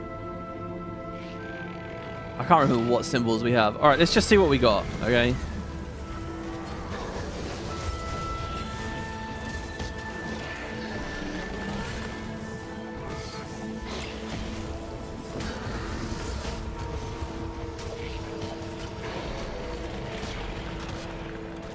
So obviously, that's not actually using the stance.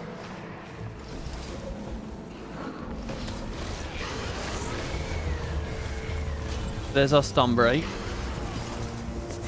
I'll tell you what, I do feel quite... Alright, I might want another stun break.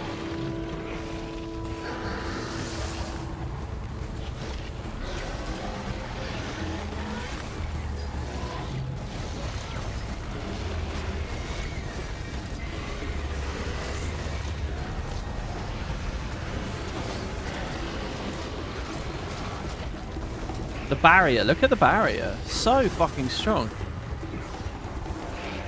Let's try the elite.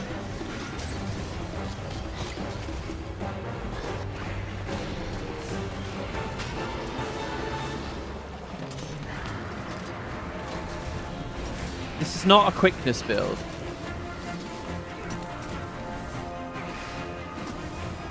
Which never feels that good.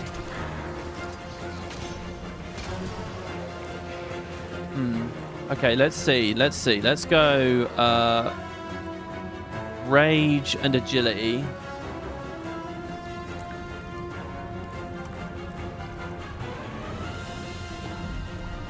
Oh no, sorry, celerity. Not agility.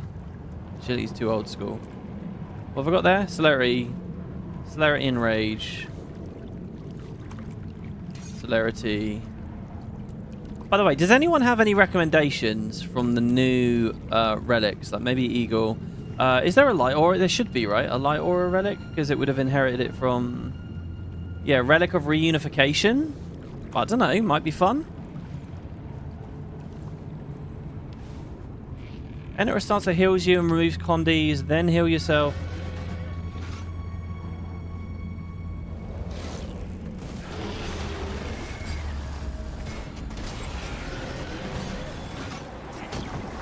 What we want is a bit more stab or something.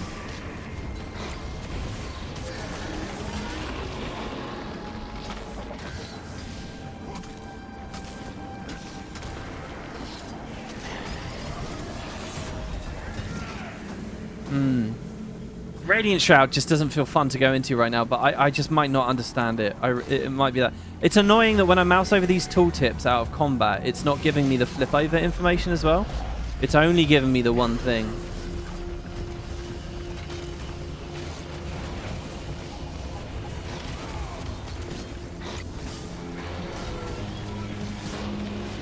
So the 4 is pretty good, right? Because I have a symbol up, so I leap through the symbol. So I give myself a light aura with that, which then is going to pop and all of that.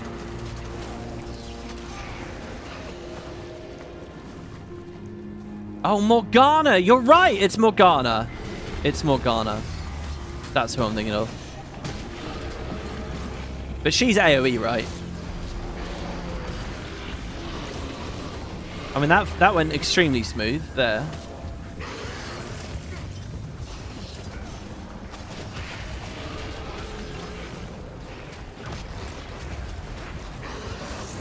Grant barrier and light aura to nearby allies. Enter a stance that charges a burst of light. The burst of light dazes if fully charged.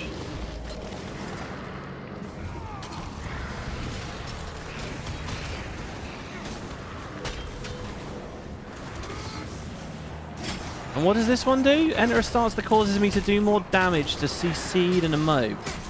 Then strike. I might not like piercing stance.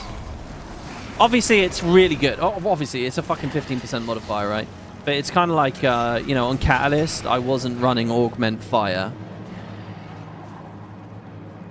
But then again, pretty low reach. So there's stances too. Is there any stance trait? I think I like the random alacrity. I'm not maintaining it on myself, but I like it. Steadfast recovery is tricky to...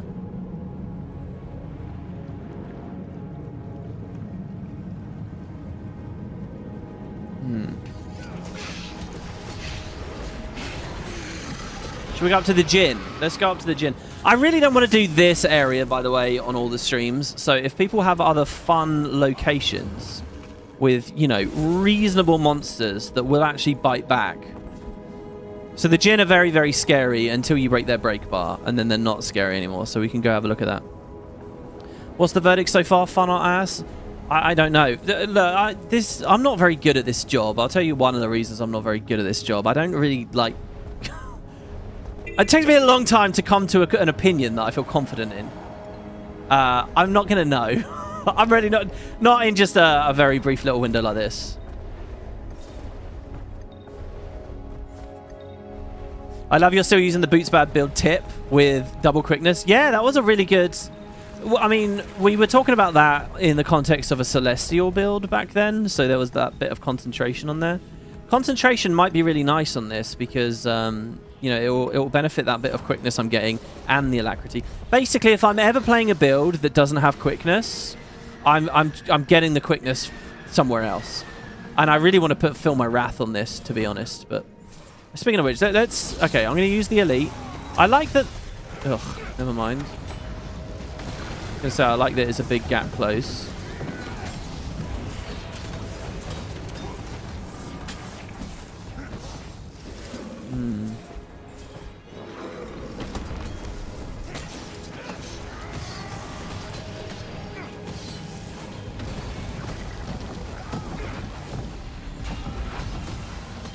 And this one, this has absolutely no pressure. There's no reason to press this.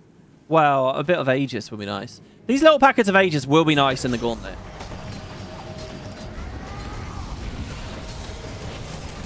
See, there is resustain. Do you see how much we just resustain?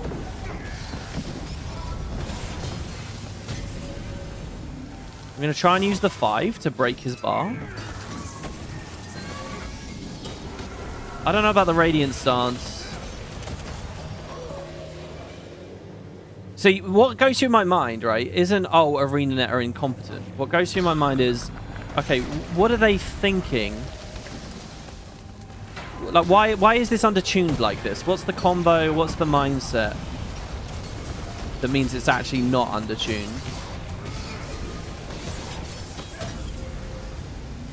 I keep aiming for that 5, and I think it's a bad idea.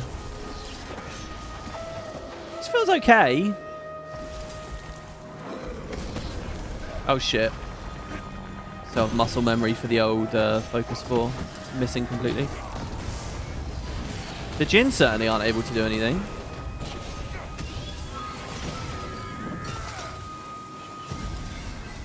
There you go, that was getting a kit. Oh, I almost went for that sapling. Obviously it doesn't matter. I really don't think I want to go into Shroud unless I have a symbol down.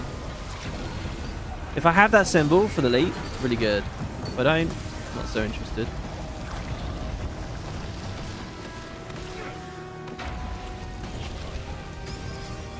Let's see what happens if we go for the 2. What did this do? Dazzling Hammer. Smash the ground with your hammer. Daze foes. Grant boons.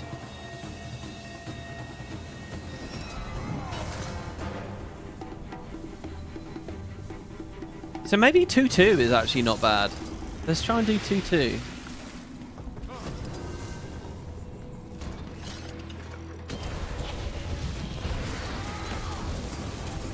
We're going to do it here. Ready? That did feel good. Knocked him down. Oh, I don't like how I can't weapon swap out of the Shroud.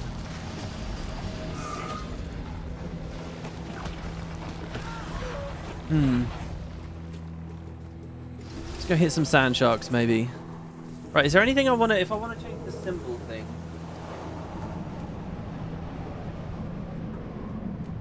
I mean, Zealous Blade doesn't do too much for us here. I mean... It's 120 power.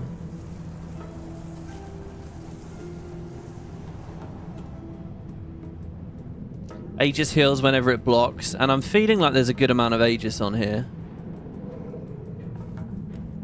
Right, what else is higher value? Is it actually worth using the Relic of Reunification? Okay, one thing I want to try. Oh my fucking god, those guys hurt.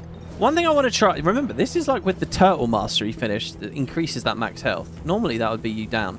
I'm going to try Shining Restoration, and the Relic of Reunification. What that should mean is when I heal, it does 2 light auras. Oh, but I'm just going to lose value on that because I can't. One will just overwrite the other, and then.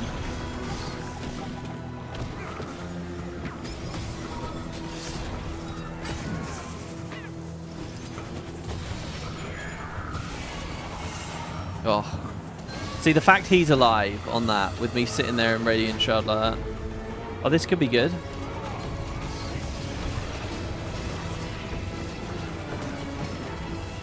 The stances feel really good. The utility skills are doing very well here.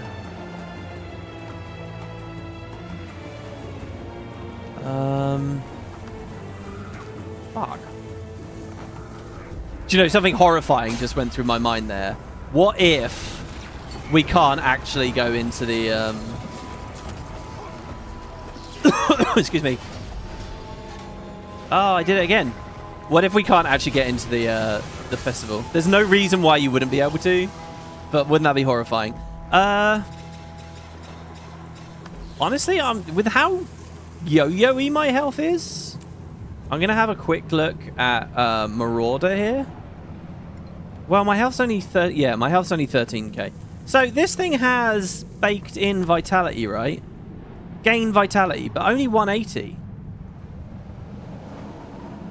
Also, what about our movement speed for later?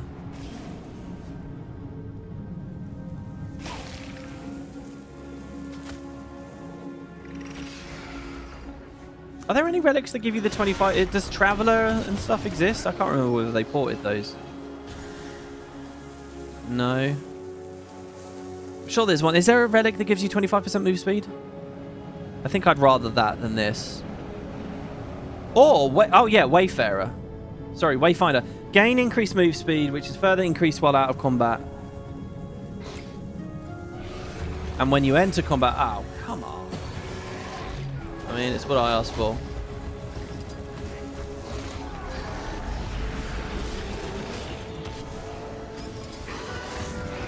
So I'm thinking 4-4 close a gap. 2-2. Something like that. Oh my god, we're going to have all the heads to deal with. I'm just going to run over here on the Warclaw. Alright, there you go. Wayfinder. I do like Wayfinder. I run this a lot. Wayfinder is very, very high QOL. Lots of fun. As far as I know, I don't really have any sources of swiftness on this entire build. Pretty sure I don't, unless it's on one of the minor symbols, but no. So this is actually a very good setup for Wayfinder. We now have a lot of speed here. We've got alacrity, quickness, and abundance of super speed.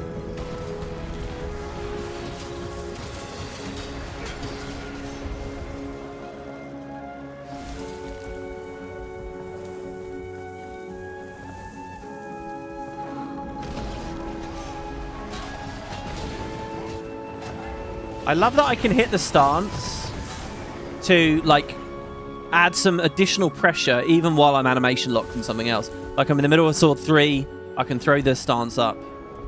It will do a little something. Now, do I want to run anything that's not sword focus right now? Do I want to put an axe on? I mean, I do like axe.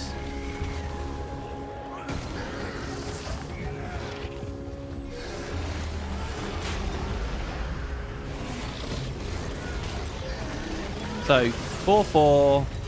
Oh, God. I don't like the one stun break. I think I'm going to drop one of these other utilities. Maybe. But that could also just be because I'm fighting Hydra.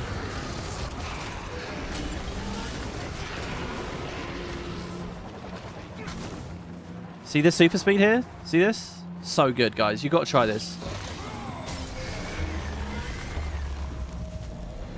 Focus is fucking epic, man.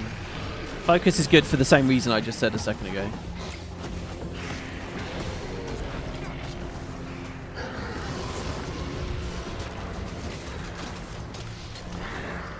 Okay. All right, guys, we've been going for 1 hour 45. At 0 well, at 2 in 15 minutes, I'm going to try it. I'm going to go to the Gauntlet. All right. Now, what do I honestly think right now? I think I need Fury. I think I don't have enough Fury. So I think I'm going to... Oh, God. And it doesn't Axe have Fury on the 2, if I remember rightly. And I may well not be. Yeah, Fury does have... This is a Fury symbol. As does Sword. So you're not really gaining. I like the pull. That will be really good on Leadri. The pull will be really nice. But then the projectile deflect will be really good on Zealot's defense. I don't get any other projectile deflect. I could use a wall of reflection or something. One of these utility skills should be flexible. I think it's piercing stance. Piercing stance doesn't do enough for me.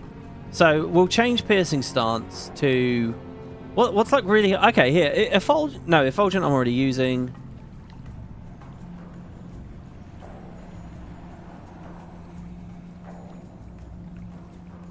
Some of these just seem world versus world coded, and that's it. Stalwart we're already using. I don't know, guys. But look, running the elite and 2 of the utilities is pretty good. I'm fine with that. Bane Signet is just too boring. I can't bring myself to doing it. Save Yourselves is always a good time. Always a lot of fun. Helps with the Fury as well. Okay, I think I'm going to put Save Yourselves on. I think I'm going to do...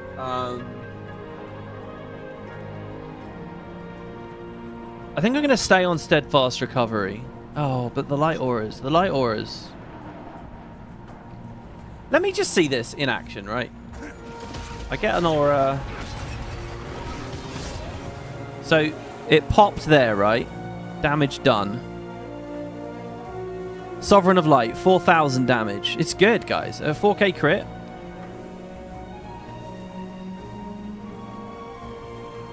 Go Radiance for 50% crit. We could run Radiance. Kill Honor for Radiance.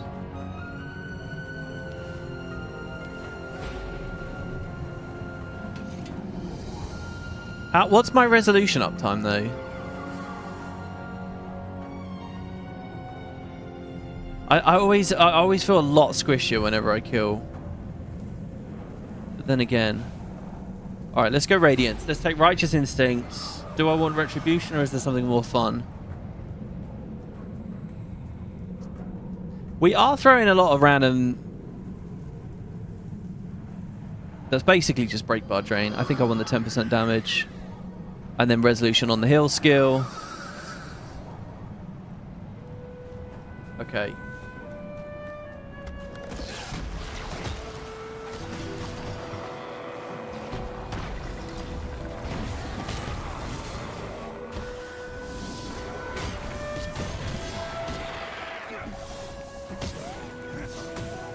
Oh, your F1 gives Light Aura with Radiance. You're right, Justice is blind.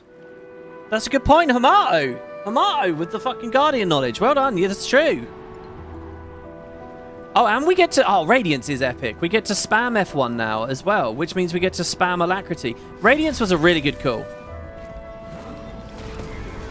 Not that that will really help us in the Gauntlet too much.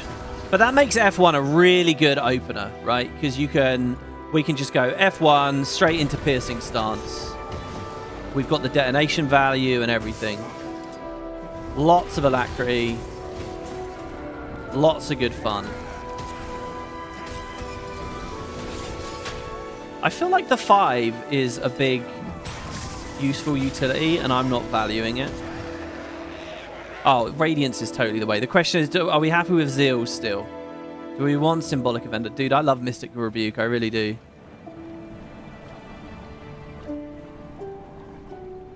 I think I'll keep Zeal. The other choice is maybe looking at Virtues. This would give us another stun break. Indomitable Courage. And we get more resolution from... Oh, I kind of like... We're going to do the old Virtues Radiance setup.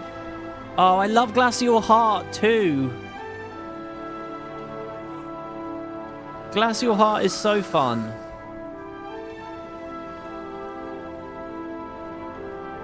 An Unscathed Contender. Oh, we've just changed it quite a lot, swapping both those lines out. All right, let me go back to the Hydra and stuff real quick.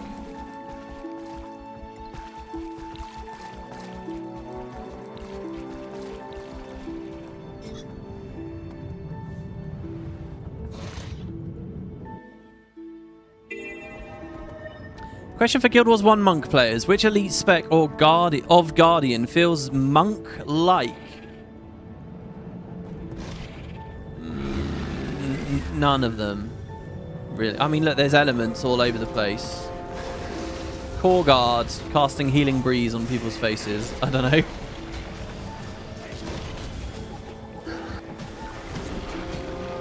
Alright, am I crazy or do I feel like the pressure dropped? Maybe I'm crazy. Let's not forget about our elite.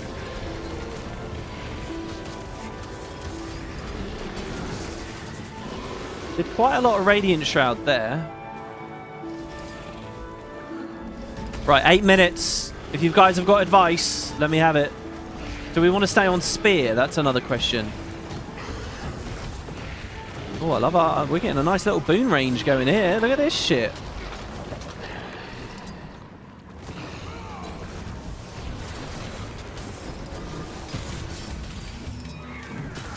Now, these all count as Luminary skills, right? For the purpose of popping a thing.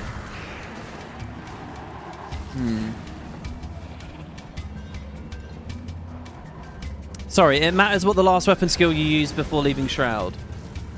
Yeah, I remember on the stream they were talking about that. I haven't really thought about that here, have I?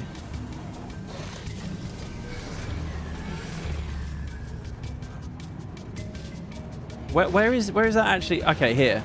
Gain a bonus based on your equipped Radiant weapon. It lingers after leaving. Okay.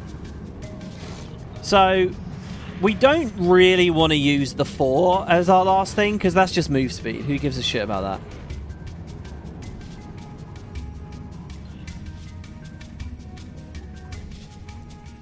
Right, what we really want to do is we want to leave after having done a 2. It's the hammer.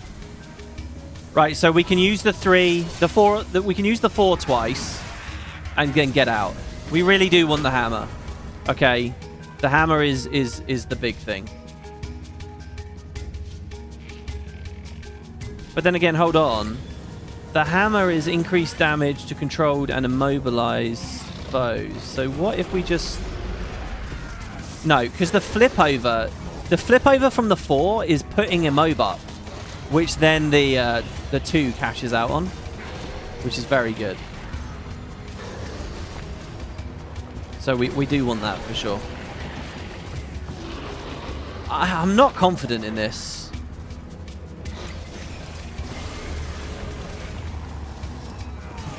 Spear's really strong. You like it a lot more than any other weapon. I'm still in a bit of a weird spot with Spear. I'm not 100%. Still missing my fucking focus force.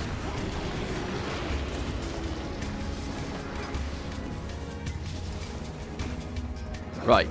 We'll go up to the Djinn. Any other thoughts, guys? Any other thoughts?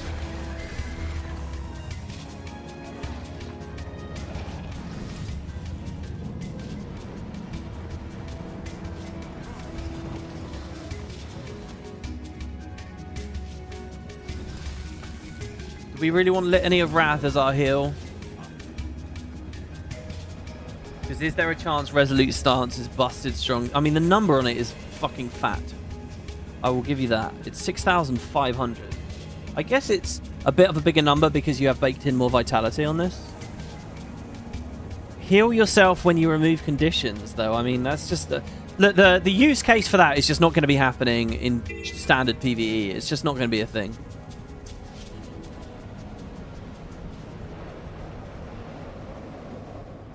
No, I think Litany of Wrath is what I'm going to do.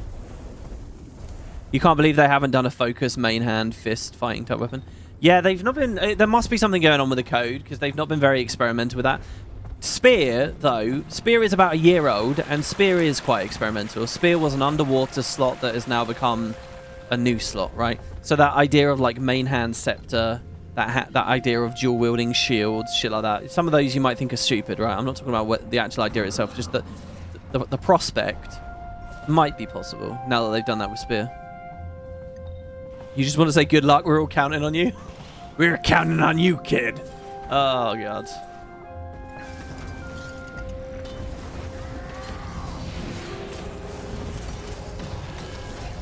Fuck me, I gotta break the bar. I gotta learn how to break the bar. So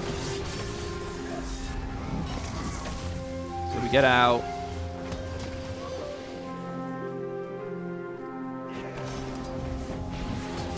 I mean, breaking the bar is easy on Spear, I'll tell you that. Oh, I say that.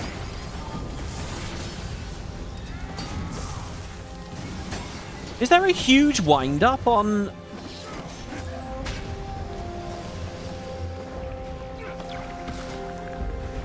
Should virtue spam more as well. Quite often not really hitting them.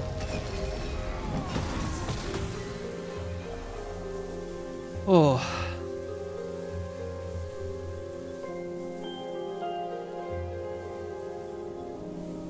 I might just take Inspiring Virtue instead of Glacial Heart.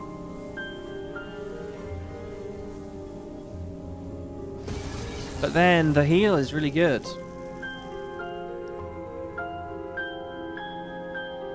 No, I'm going to keep Glacial Heart. I think we have the resustain. All right, how long have we got? We've got 3 minutes. Let me watch this real close. Right, I used the 2. No, it's just the 1 packet. It just feels awkward. I don't know what it is. It feels... something about it. Like, I can't quite tell when and if I've got the right thing. Radiant Armament was on the right setup there. WP, what are your keybinds on your weapon skills? MMO mouse? Yeah, exactly. Yeah, I have the weapon skills on the left and utilities on the right.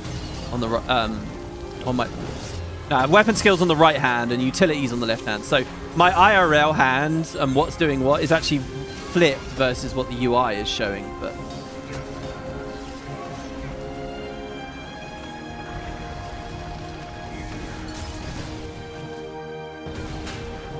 I'm tempted to put Bane Signet on just for the fucking on-demand CC that I know on the right.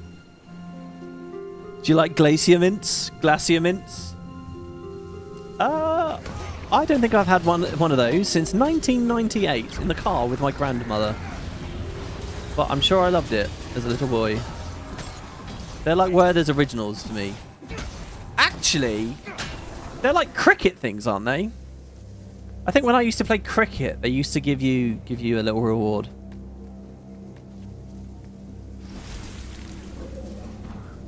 The shroud seems poopy. Yeah, I'm not too impressed.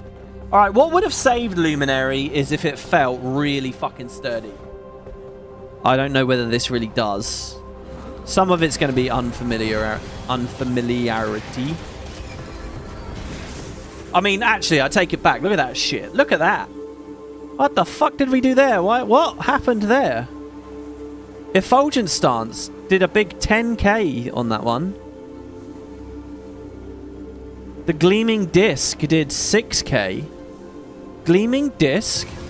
Spin around, striking enemies around you. After a short delay, a shockwave of light... Oh, sorry. Is that's just... That's Spear 3. I thought that was... Luminary for a second. All right.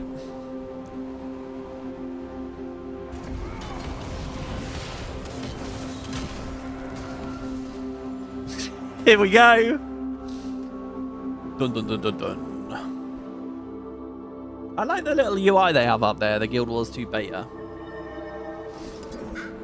Whoa, map completion in Divinity's Reach.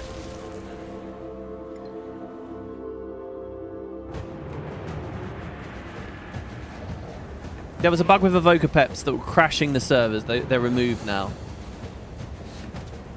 Well, that's what the beta's for. Look, I'm not going to be too critical about, like, crashes and disconnects and errors of that nature, because you know, it's a beta.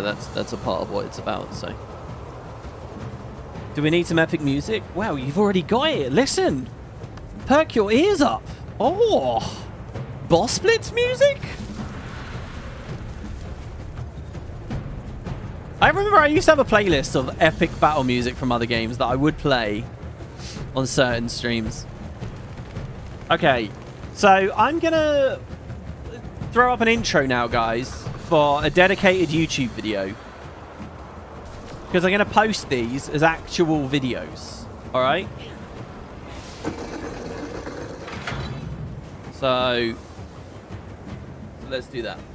I won't actually be going anywhere after the outro in a minute, but I will be here. Okay, so let's see what we got.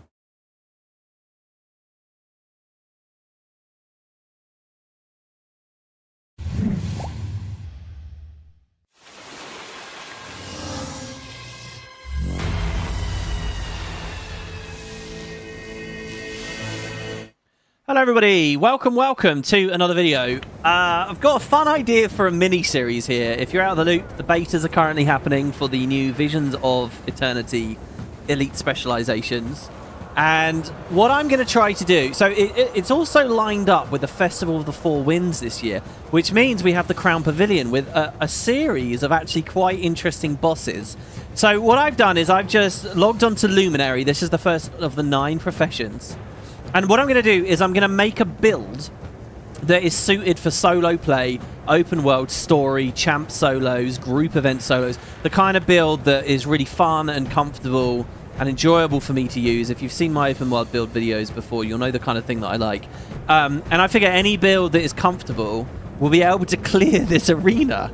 So I'm going to take each of the new 9 elite specs, and I'm going to run everyone, and it's permadeath. If I lose to one of these bosses, that's it. It's over. And we're going to see what build I can get furthest on. Who's the most busted? What's the best play style? Just based on what I've gone with. So I've played Luminary for all of an hour. I think just under an hour here now. You know, I've got my little lantern. I've got my Radiant Shroud. I'll talk about what I've come to as far as the build's concerned. And then we're going to get in. And I'm very nervous. Take your bets now, ladies and gentlemen, exactly where we'll go. I just want to say, Leadri is obviously a classically difficult boss. Churai also is brutal, and there are a couple of scary traps on the way, so we'll see.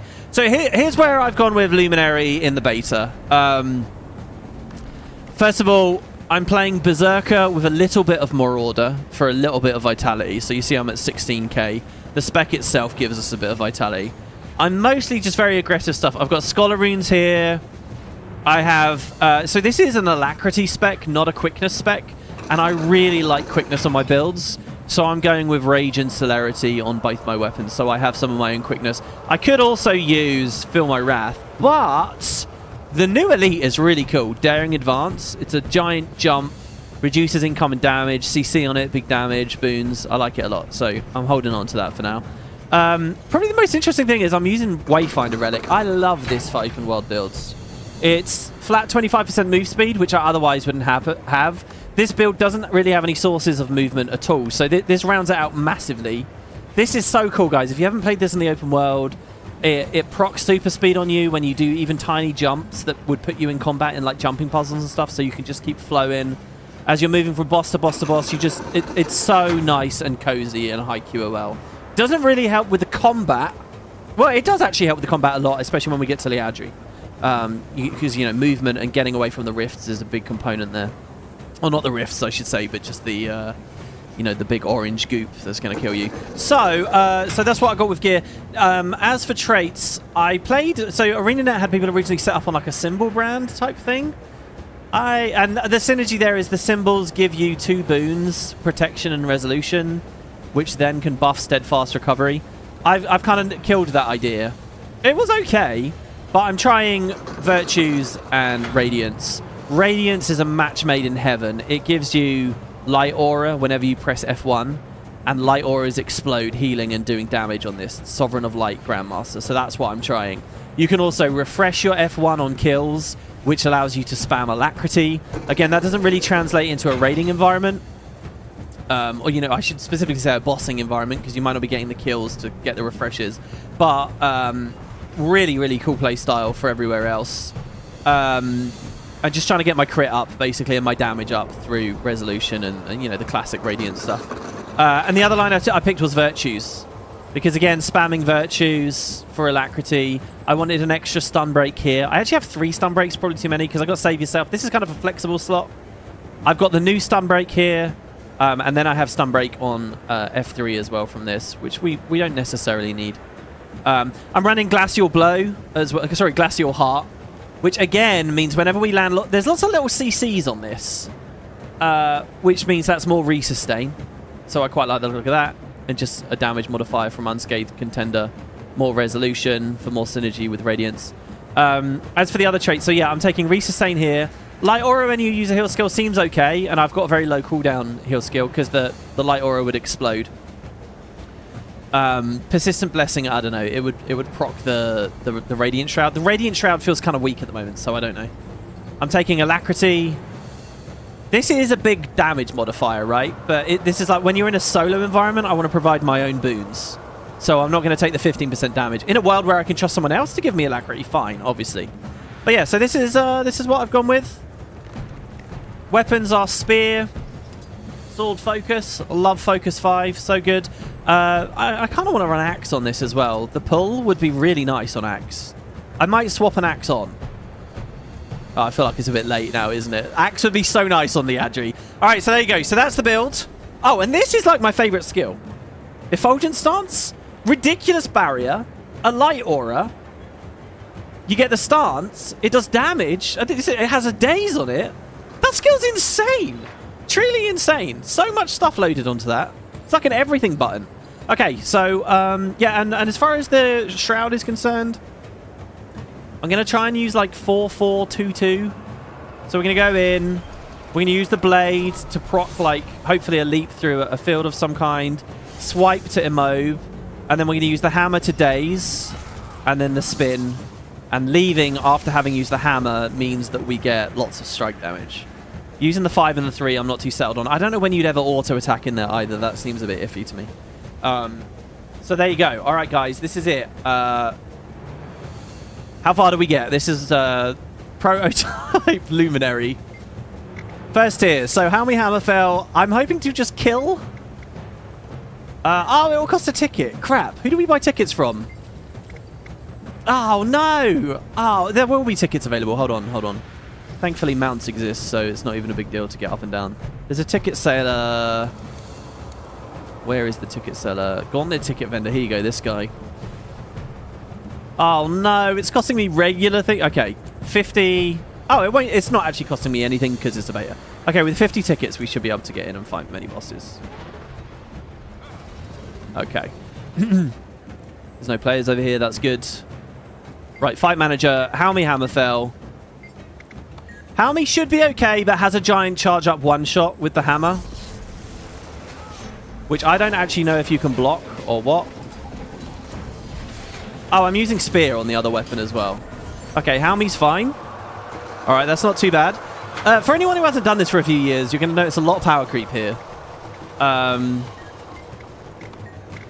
Next, we're looking at Dubruche, who will get bigger and bigger and bigger, and potentially nuke me. Please don't kill me, Dubruche. Dubruche hit me really hard a minute ago. All right, we're just going to use Focus 5 to cover ourselves for a little while here. Okay, feels like our damage is a bit low there, but then again, I didn't go into the Shroud when I could have. Okay. Windcaller.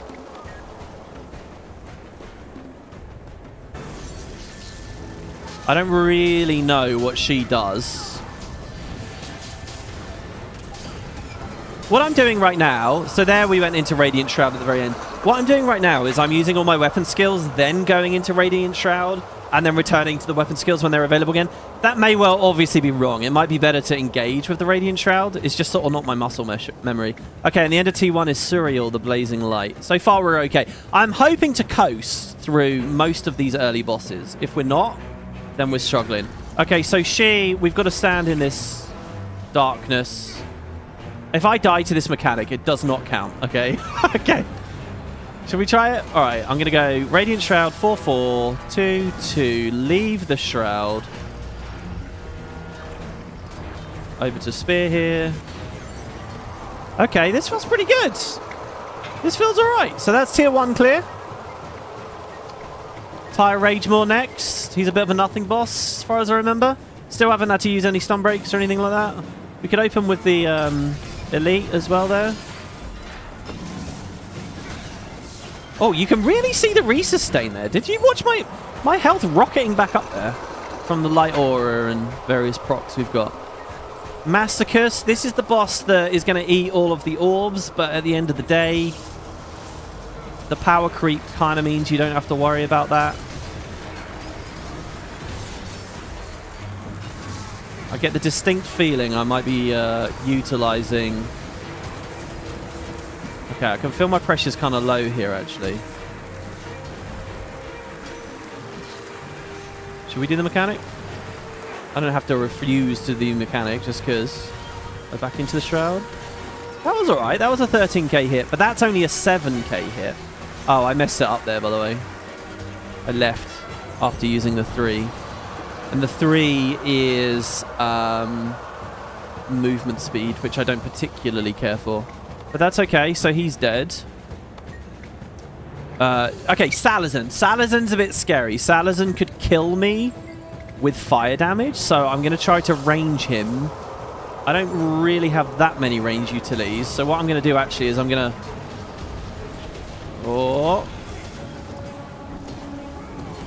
Oh, Spear's obviously okay. That was pretty risky what I did there. I tried to get some symbols and some stuff on him early, and then I was going to back out, which is kind of what I did. But he did actually hit me with one of those fireballs, which is a bit scary. Okay, Salazan. Okay, and finally the pirate ship crew of the pirate ship Ravenous. These guys are not a problem as far as I know. Let's use our spear nice and early because that's got a big wide range on it.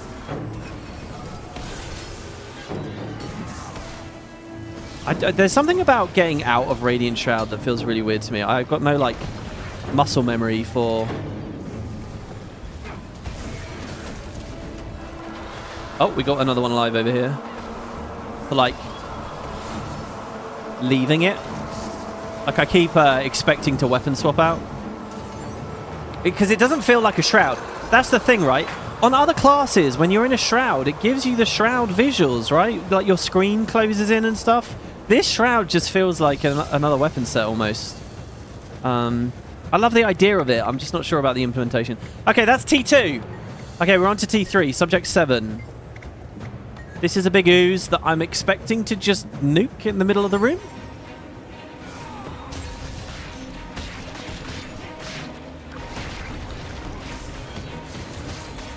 Okay, that's good.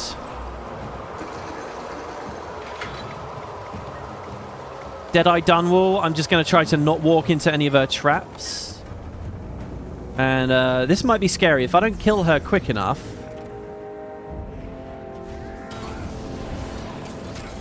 I save yourself early there. Alright. See, and there's quite a long, slow swing on that hammer, but we got the kill. Okay. I wasn't very confident with this, but we're doing alright. Okay, Strugan, Chomper, Leadri coming up in a second. And then we're into the tough bosses at that point. This is the last of the easy bosses.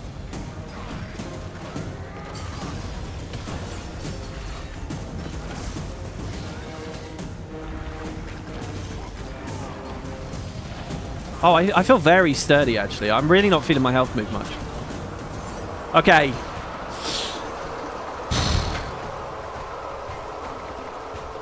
Okay, so, Leadri the Concealing Dark. I have to be able to deal with her rifts. And I think the way I'm going to do that is with Spear 4. So, with that in mind, hopefully we'll be okay. We don't really have a great blind for the clones. This could be it, guys. This could be the end of the run here. There should be a rift coming up nice and quick, so we kill that. That's good. I'm going to just sidestep like this, and she's not really going to be able to hit us. the Serpentine. This is the Wayfarer relic that's making this particularly easy. The sidestepping of her autos. Another rift will be soonish. Screen's going to get messy in a second. This is kind of really horrible RNG here for the positioning. So there's that next rift. If I had axe, this is where I'd pull as it happens. Oh god. Didn't really want to do it that way. Oh, come on. Server lag there. Okay, Leadri's vulnerable. Oh, careful of the clones. Normally I'd play that a lot more aggressively. Oh god, this is really scary. Oh, there's so many clones. Is there a rift?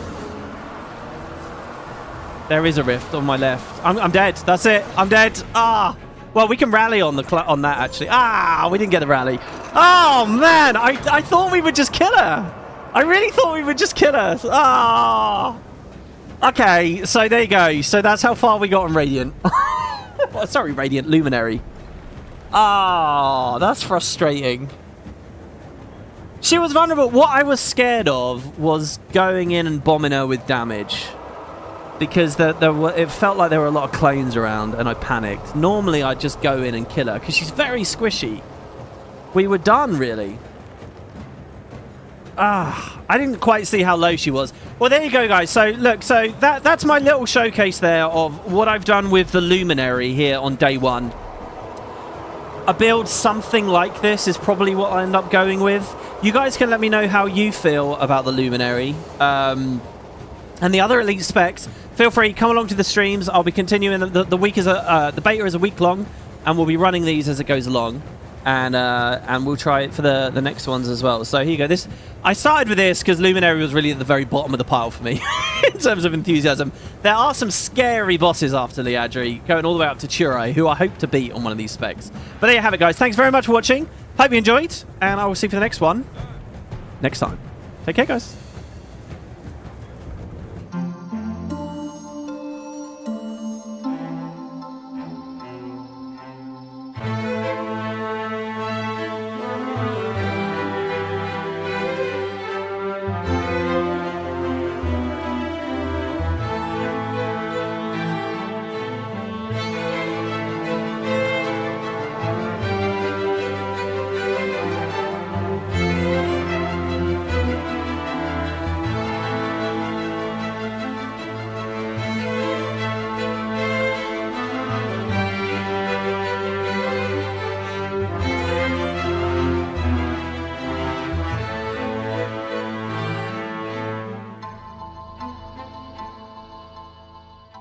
All right. All right, I'm back. Okay. I want to do that again. Also, can I just say, the boss... This is total copium. This is a complete excuse, right? At the start of this stream, I upped the culling, and the boss blitz started while I was doing that. And my frames were awful. Well, they felt bad. I felt pressured in the Leadri thing. That's my excuse. Let's try it again. Here we go. I really think this build can do this. I really do. Let's see how we do without the pressure here of doing them all in a row.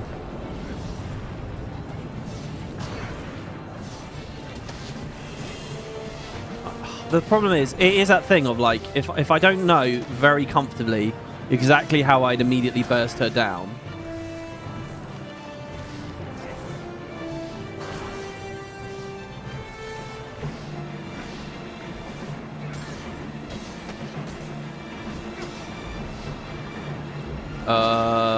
sort of ugly time in there.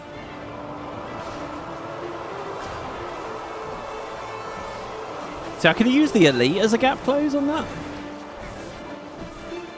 I'm going to try something a bit risky here. Ready?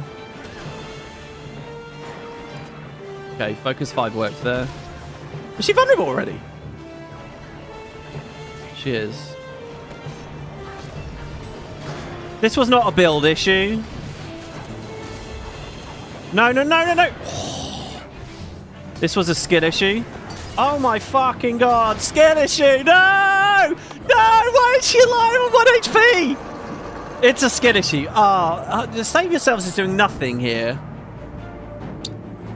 I just want to do a bit of pressure. I should put... I mean, Scepter would be alright. Let's put Sword of Justice on. It's 100% skill issue. Hold on, do one more. Your very first Leadri kill was Scepter Guard. It's so easy to just chip away. Yeah, some kind of range component is important. Like when I think about it, even on the demo I did with Catalyst at the start of this.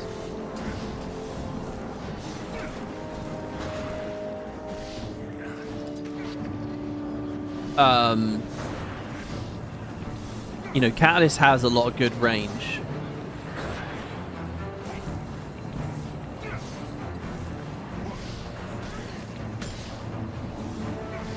Problem here is you can have all the resustain. I'm taking the rift out first. You can have all the resustain you like in the world, but in this fight, it's not really what's relevant. Look at that. Look at that fucking focus 5 there. So good. Oh, you got no one with you this time, have you? Look, we can even use some Radiant Shroud. Uh-oh.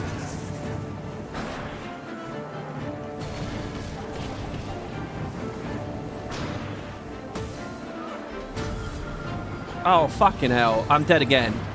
Okay, that's because I'm getting stuck in Radiant Shroud. Right there, the past 5... If you rewatch that footage, the last 5 seconds of that, I'm like smashing buttons thinking I'm on sword focus. But I'm not on sword focus. I'm still in the shroud because you have to tap 4 to get back out of it. And that's just so... I don't know, something about that for some reason. I'm not saying it's not a criticism of the game or anything. I'm just not used to actually leaving it. So I was pressing a bunch of weird buttons there, thinking, why isn't she dying? Why isn't my character animating? Fuck me, she's hitting me hard here. Of course, can use sword 3 like so. To break her projectiles too. Axe would have been king here. Was that a rift behind? It was. Oh, and it pulled me already. What the fuck?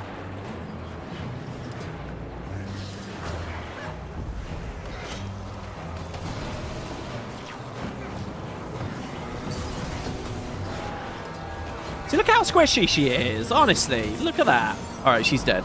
And we were fine. We would have gone over to the other side. All right. Now the question is, do I try... Okay, I'm not going to try Churai. We'll hold that back. So there you go. I'm happy enough now. Yeah. Rating so far.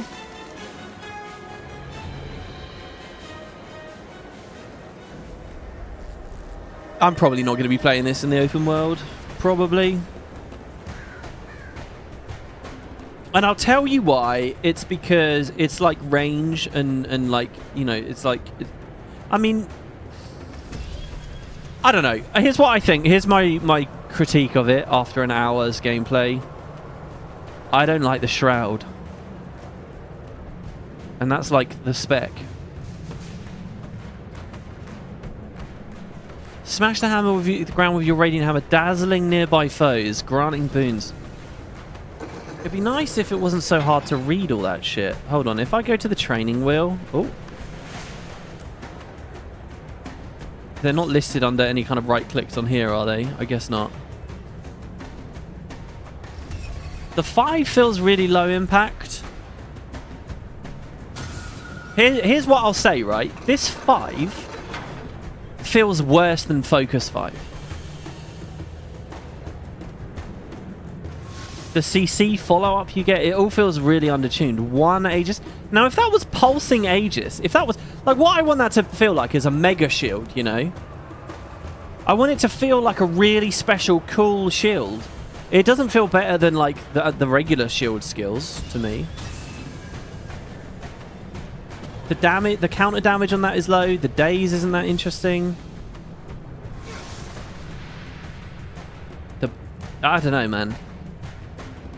These feel undertuned. Even if they weren't undertuned, right? Like just the fundamental idea of going in Oh, don't use too many weapons because you'll get locked out for a long time. I don't know whether they're really nailing that either. It doesn't feel like a shroud. The art doesn't interest me.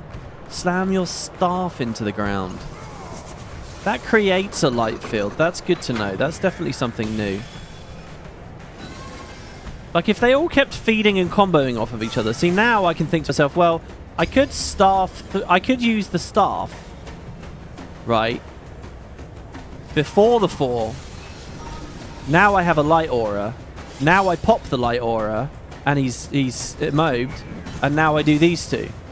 That's kind of a cool, you know, sequence that you could do in there. But maybe that's too costly because we just got fucking nuked. Just guardian things. I think these guys are overscaled from the event before as well, actually. A wide-eye symbol. I'm just prolonging the inevitable here. Yeah. Dragon Hunter was super hated when it was revealed. Sorry, is that some kind of don't worry, Luminary's great kind of comment? Because first of all, Dragon Hunter's name was quibbled over, right? A lot of people did because it sounded tacky, because it sounded silly, blah blah blah. And then Arenanet explained it's like a witch hunter, and that meant some people liked it more, but other people didn't. It was a discussion about the name. Longbow had a bunch of fresh, meaty new animations. All the traps didn't feel like ranger traps or anything. It was you know, all the virtues and stuff. But people hated. Okay, people disliked Dragon Hunter for going against hype if they were a Guardian. It got criticism in the same way that Antiquary now gets criticism, right? But neither of those conversations speaks to the quality of the spec itself, nor do they relate at all to whether Luminary is ever going to be any good.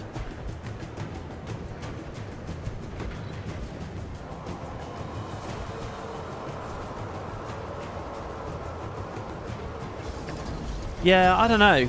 And the auto, what world does the auto live in? Someone teach me that. What space does this have?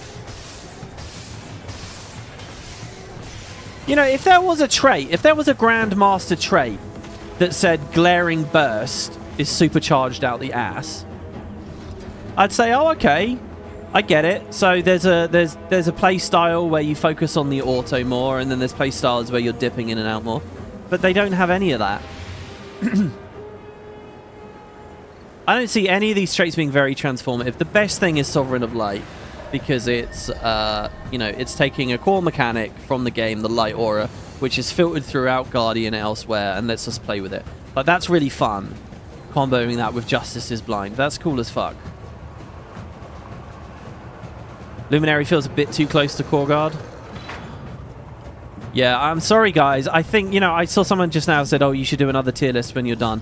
I'm not saying no to that, but what I will say is if I did another tier... Right now, Luminary is still at the bottom. The auto is like casting a cantrip when you have all your spell slots available. Exactly, yeah, like... And then if we take that, even when all your cantrips are on cooldown or whatever... It's like, well, you're just going to leave. You got all your weapon buttons coming back up. Sorry, when all your... You get what I mean. Yeah, I don't know. All right, guys. I think today we're just going to do Luminary, because for the first hour, I was just talking to you about the project. And what that also does is that gives me a chance to get in game and look at a couple more. I don't know. What do we think? Should I do homework and figure shit out, or do you want to see me wrestle with it on stream? I don't know. It's weird. I can't imagine what I would be feeling like if I was in the audience. So I don't know. Is it better for me to start the next one and be like, all right, guys, here's a build. Let's try it, with a bit of experimentation on screen, or is it better to go in completely blank slate and listen as I squint at tooltips and mumble to myself and pay no attention to chat and all these other things? Isn't that unfair to Luminary? Fuck Luminary! Yes, it is. Of course it is. Blind. Okay, lots of people saying blind. They always. Look, okay, I will. I'm not going to promise not to have a little look though, because I probably will have a little play. You gotta let me take the toys out of the box. All right. So tonight I might do a bit.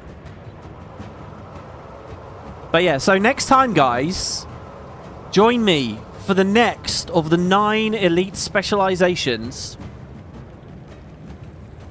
as we try the Queen's Gauntlet.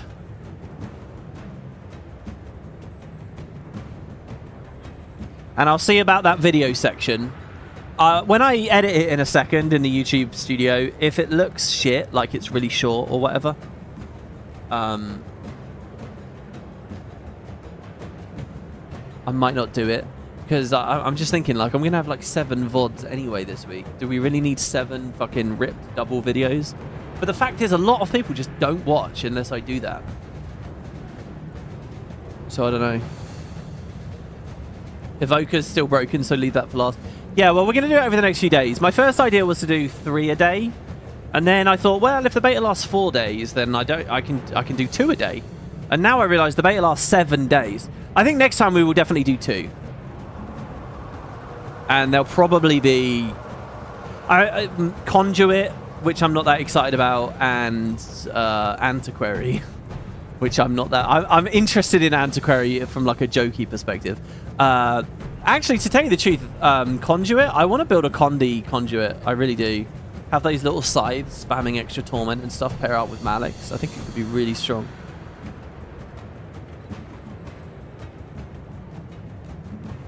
Antiquary is supposed to be arse so far. Antiquary is a funny one because I think it's had such a bad reception and the design is so bad that I think they're going to buff the hell out of it just so that it gets use, because people are primitive and don't really see past just efficacy. Like, I don't know if there's any Final Fantasy 14 players in chat, but what happened with Picto for Dawn Trail, right? Might be easy to forget this now, but pre-Dawn Trail's release, there was a lot of shit-talking the Picto, a huge amount.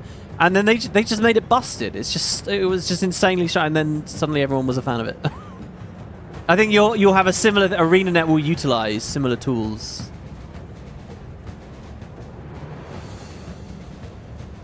Sorry, Togovan says you can read the manual, but you can't play the game.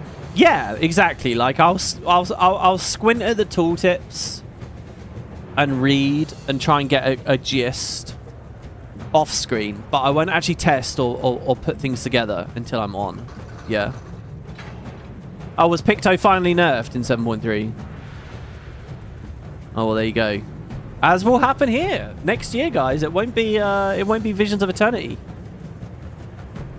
It will be Mountains of Formality, and it will be the new underwater elite specs. Why there's underwater specs in a mountain expansion, I don't know. What you liked about Antiquary is I can use double edge and antiques while my initiative was recharging. Yeah, this is cool as well, right? I've just played this. Tomorrow, you guys are all going to have played loads of them. You'll all have experiences, and I think that'll be really fun.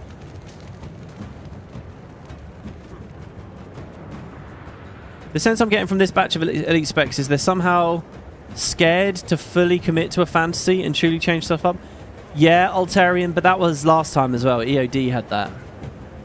They did, like, look at Virtuoso. They didn't fully commit to a blade thrower. They didn't fully commit to a singer. They did like a weird half and half. Look at Harbinger. They didn't fully commit to like a Doomsday character. They didn't fully commit to a mad scientist alchemy character. They like half and halved it. You know, they did it a lot. The thing is, I forgive EOD, and I forgive the previous expansions as well, because they were in a business model and under leadership that didn't know if there was ever going to be anything else, right? So they did everything they could with what they could. But now with mini X-Packs, I mean, save some for later, you know? Like, we could, if you can do elite specs in a mini X-Pack, don't compromise on the design. This is forever, isn't it? So your experience with Antiquary is actually pretty positive once you learn the artifacts. Apparently it's competitive damage as well. Yeah, see, me handling the RNG in the Gauntlet is going to be rough. Guys, okay, guys, I'm going to stop it there. Thank you very much for watching. Chat, you've been amazing. Just drop comments. Keep an eye out for the video later today. I will keep an eye on the viewership of that video, and we'll see whether it will be a full series based on that, all right, and the sentiment from it. If people watch it and they think, then, you know, we'll just have the streams. I mean, either way, the content is here, isn't it? So we'll see how that goes. Join me over for that. Thanks very much, guys. Check us out in the Discord. There's a link in the description. As I say, I do lots of posts over on Blue Sky. Please feel free to follow me there. I do little videos and things. There's a so if you want more WP, like I was talking about how I finally got cod swimming amongst mere minnows this week. Finally done. Obviously, there's a couple of maps that you don't need in abundance now. But, you know, that's actually EOD done for me now, thankfully. I've got all the Arenanet shit done, which is a huge sink. I got all the Arborstone stuff done, which was a huge time sink, and all of the fishing. So, and yeah, you know, I did a little thing about me fishing on Draconis Mons and stuff. So there's a link for that in the description on Blue Sky. Thank you, everybody. Have a lovely day. That was me with the Luminary, the start of the beta. Hopefully it'll be a bit more stable in the coming days. Cheers. See you next time. Take care.